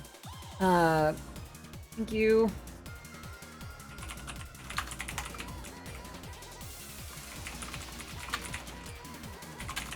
Most corporate tweet I've ever released. Is it, what's it called? Predictive text? Predictive, what's it called? Keyboard predict.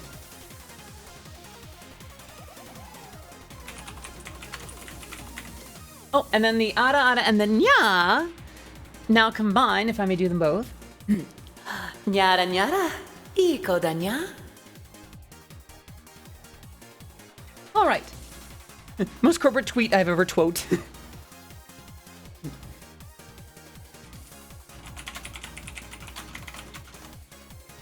Yeah. Any last, before we go, and we do need to wrap up pretty soon, sadly, any other questions, comments, remarks, redemptions? I'm gonna see who's live. Oh. Sit down. Allow your eyes to meet. Good girl. Why? Why? Thanks, but why? All right, let's see who's streaming right now. Oh, thank you for the hug. Okay. Takahata is playing something. Yui is streaming. That's Starforge. Vividly Vivi. Ghost Data. IRL Donut. Mice T Sona. So cute. Ratscade is streaming. Psywave. Avanil. Rainy Shark. I see. You're such a good girl. Why? You gotta do it. Why you gotta do this to me? Thank you. Anyway, when was the last time we raid? It's been a hot minute. You know what? Let's raid the kitty bat. Yeah. All right. But for Violet, we can't just have our usual Audi raid. You know what we're gonna do? Let's see.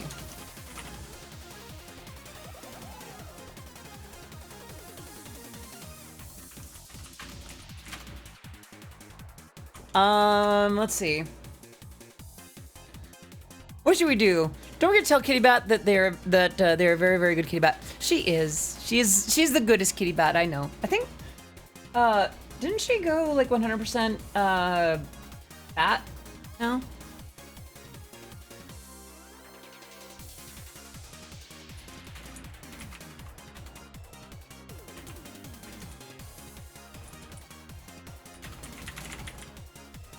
All right, here's this time's here's our raid message for Violet specifically, for Alvanil specifically.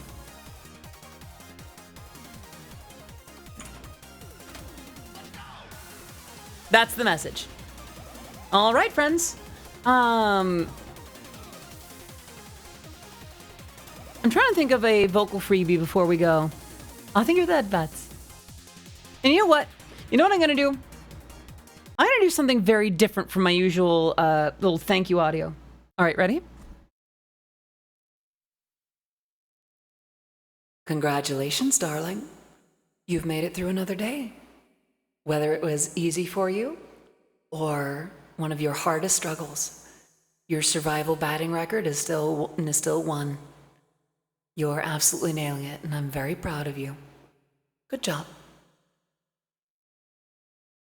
And on that note, we are going to raid the one, the only, Avanil. If you do not have the Audi heart emote, any heart will do. If you do not have the Audi heart emote, then any heart will do. If you do have that one, I recommend that you use that. We're going to go ahead and raid Avanil.